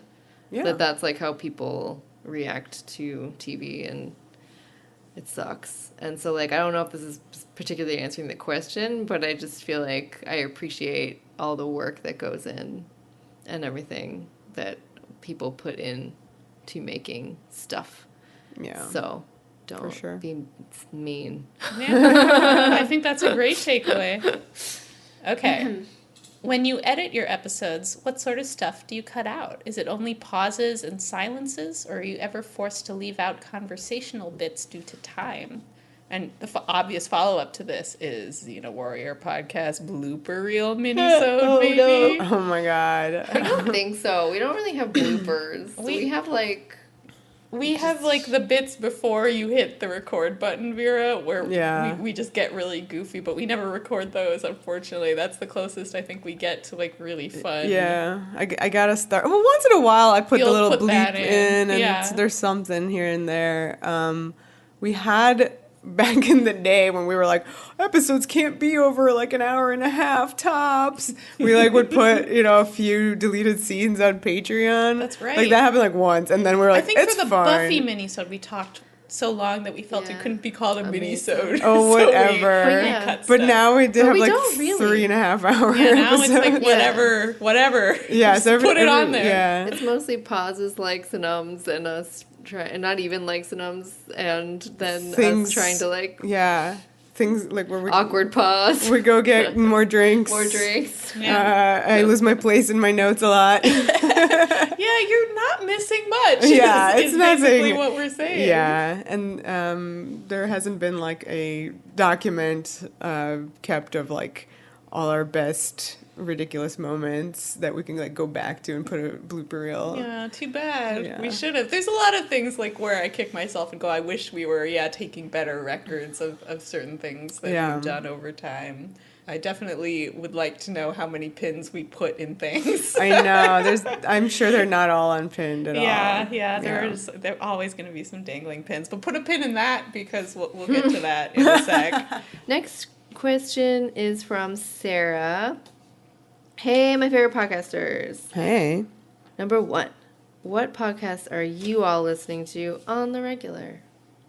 I think we mentioned this before. I'm on the regular listening. Well, it's been a while. Yeah, it has. I'm still listening to it, but I have some new ones. Okay, so I really love to listen to How Did This Get Made? Excellent. I listen to Stuff You Should Know. What else I listened to? I'm just going to pull up my Overcast. Yeah, See what's well, going on. my phone is recording this Yeah, as you well, can't so I can't touch it. It's a backup. I'm trying to remember. Oh, I love to listen to Throwing Shade. They did an episode about Throwing Shade Grocery Edition where they just go through grocery stores. So there's another one I just picked up, which is interesting. I picked this one up at FanWorks Con. It was recommended. It's called Be the Serpent. It's like 3 redheaded fantasy authors. So it's kind of similar to our vibe, but about like fan fiction and it's about fandom and also literature. So very good, very well produced, awesome ladies. They all have different accents, so you'll be able to easily tell them apart, even though they're all redheads.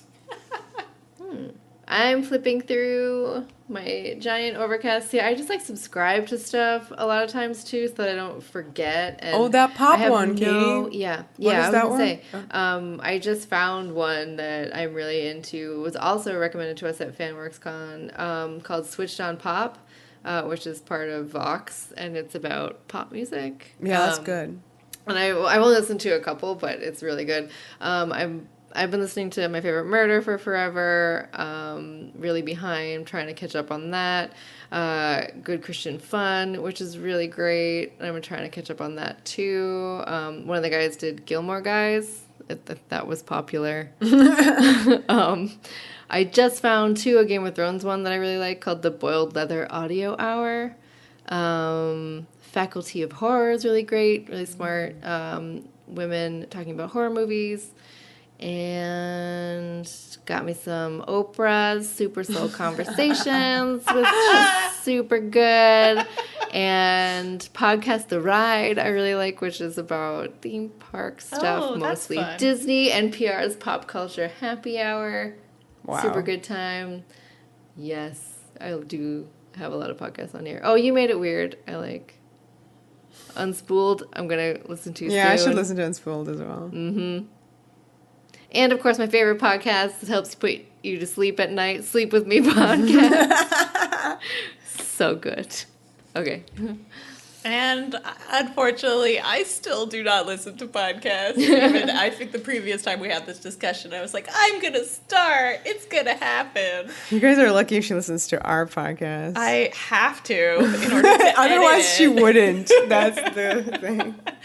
Okay. Number 2.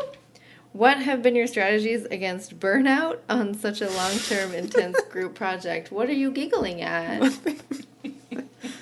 Nothing. We're not burnt out. Not in the least. I'm glad this was asked. Yeah. I do think we sometimes give the impression of being Like we're falling apart at the seams. My notes. Your notes. Guys, it is.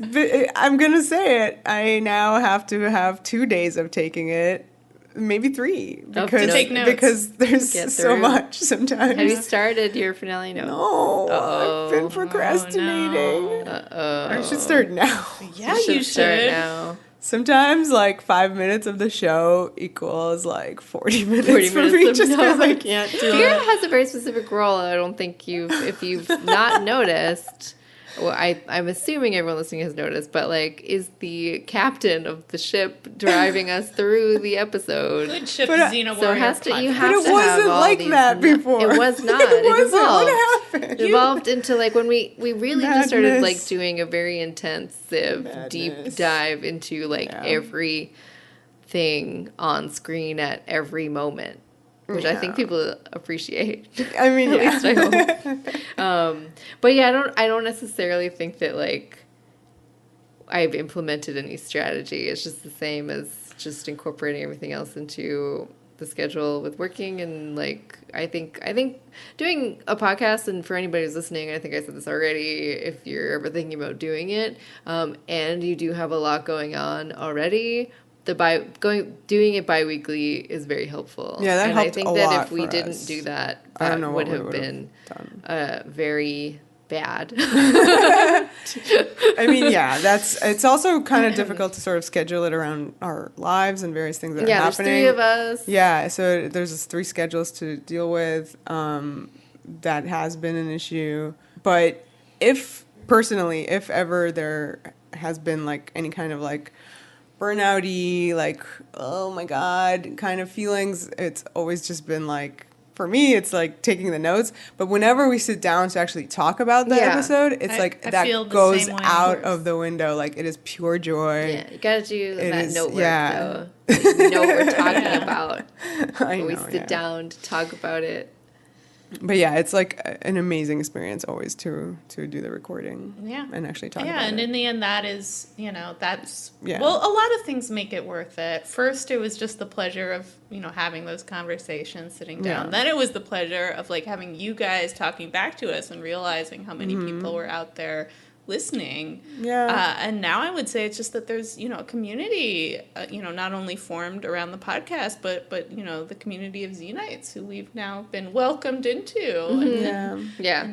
yeah, I mean, it's sort of opened up whole, vistas for us. So anytime I just kind of like fantasize about not having to podcast on the weekend, I remind myself how important it is that we were able to do this and able to meet everybody. And and how it has affected some people as well. Yeah, I think that's really important too. We've gotten such amazing and moving messages from people. Yeah. We know how much this podcast means to your lives, and gives you guys like some laughs and some insight into a thing that we all love. We're anytime you hear us complain, just know that we like to complain, but we love this podcast and we love you guys. Yes. And that's what kept us doing it over these years. For sure. There's like a little bit at the end. Oh, there's a P.S. P.S. Are any of you listening to your fellow New Yorkers and Xena fans doing the Gentleman Jack Crack podcast? It's full of research, queerness, and misandry. Highly recommend. I smash button subscribed to it. I haven't gotten a chance to listen, but I am subscribed. I have gotten a chance to listen to it, and it gets my approval rating. Yeah. It is very good. It's actually another Gentleman Jack podcast that I wasn't as keen on, but this one is really good, really great vibe. I think they're still working it out, how to call everyone who's named Anne. That's kind of a difficult thing. At least we don't have everybody named the same name. Could they just do like Miss Lister and Anne? Well, I think or something. Well, because the aunts are also called, like, there's an Anne. Just call them aunts. Like, well, that's what I mean. Yeah, they should call him here. like Daddy, Auntie Lister, and then like, So, but the vibe is really great, and I wouldn't have listened to this without your recommendation. So thank you. Okay. And finally, we've reached our last question. Oh. So Paige says, first, I want to say that you guys are awesome. Thank you. Thank you, Paige. Oh, is that an Alanis? Oh, gosh. Like, Remember Alanis? Without even meaning to. Alanis will come back. Yes. I will be doing the work heard from her? to make sure Alanis that is in store. I've She's been in talking storage? to her people. No. Like, we're this close in the deal to, like, have Alanis back. Okay, great. Yeah. I can't wait. Paige says, I have so enjoyed the Xena podcast and will miss it immensely. Please say you will be doing another show. My question is, when are you going to unpin all those pins? Or did you and I missed it? Oh the my great goodness. unpinning. The great unpinning. I mean, they've been unpinned, some of them. Some have Some been. have. Yeah, we try to unpin a few. Once Did in a while. anybody keep track? Let us know Yeah, if we have a if Google you happen to, sheet. you'd be a lifesaver because I'd love to know what we've pinned and what we have not unpinned. But that being said, usually I think this idiom was coined for the finale specifically. Yeah. Like, we had just watched the finale when we started podcasting season 1, and we were just seeing it all over the place. Yeah. So we think about the finale as really being the place where all the great pins, unpinning. the great unpinning. All the But we're pins going to are stuck actually in do Xena. a great unpinning thing. We are planning an episode of the podcast which will quote be us. called The Great Unpinning. This is we're not sure this is really going to happen. No, we have to, but maybe it we'll won't. see. Can somebody draw a picture of Xena from the finale, but instead of arrows, they're little pins? Oh, Vera, that's really weird. That's really weird, Vera. I request this fan art. But yeah, the Great Unpinning is a thing we hope to do. No! Also, Vera, we just need to make a jar big For enough me. to fit Vera into it. Those are the two things we have to do before the podcast is over. It's more of like it's kind of like a scheduling note for episodes tentatively for the great unpinning and the finale episodes. Yes, we should actually mention that Yeah. here. So in 2 weeks, we are going to drop Friend in Need Part 1. Indeed. As a little sidebar to that, we will be talking about the director's cut. It's just Yes. going to come in and out, but we are going to break it up, parts Yes. 1 and part 2. Director's cut. the current plan, and again, don't hold us to this. Don't hold. We may need to rearrange things because, Potential. you know, we've never podcasted the finale before, so we just don't know how this is going to shake out. But part two, ideally, we are going to drop 1 week later. Don't have to wait 2 weeks. We will not make you wait 2 weeks in between Just one. parts 1 and 2. You will get it the next week. That's the plan. We hope to be able to hold to it. At this point, we are recording not having done the finale, so we don't want to be too firm about this. Correct. But that's the plan. Then the great unpinning, which will be Would follow. related to the finale, would come after that. I'm not sure precisely when, but Yes, at some point. we're basically yeah. thinking we're going to do a sort of 3-part podcast. Yeah. Just because I think if we'll see how we go. This is just an insight into the process. That's you're chalking it you're up. really getting behind the curtain right now. That, we have been doing like we have been doing. We want to treat the finale the same way, where we go through everything scene by scene, bit by bit, and talk about it. And the finale is, of course, just going to be full of things to talk about. And so even containing one episode to one episode and then the part 2 to its own episode, I feel like the temptation for us to talk forever is there. So I think that nobody wants a 5-hour episode. So the great unpinning would be an episode where we're kind of get to free form talk about the finale without going through it scene by scene, which is our way that we have been going through. Yeah. So it would just be as a whole, all the stuff, show as a whole, with the finale, big conversations, maybe things that we missed, or maybe things that we, just want to elaborate on. So nobody wants, as much as you think you might, you don't want a 5-hour-long episode. Well, we think of your poor podcasters who will get very, very tired. Indeed. doing this. So that to answer the question, yes, we will unpin as many pins as we can in the next 2 or 3 episodes. So stay tuned. Okay. What about the mailbag for season 6? Yes, the mailbag for season 6, which we already have some questions in there. We do. Yeah. As a reminder, if you didn't hear your question, and you can kind of see how your question might be more related to the finale, we pulled out a few questions about Gabrielle, especially who we felt would be better addressed after Friend in Need.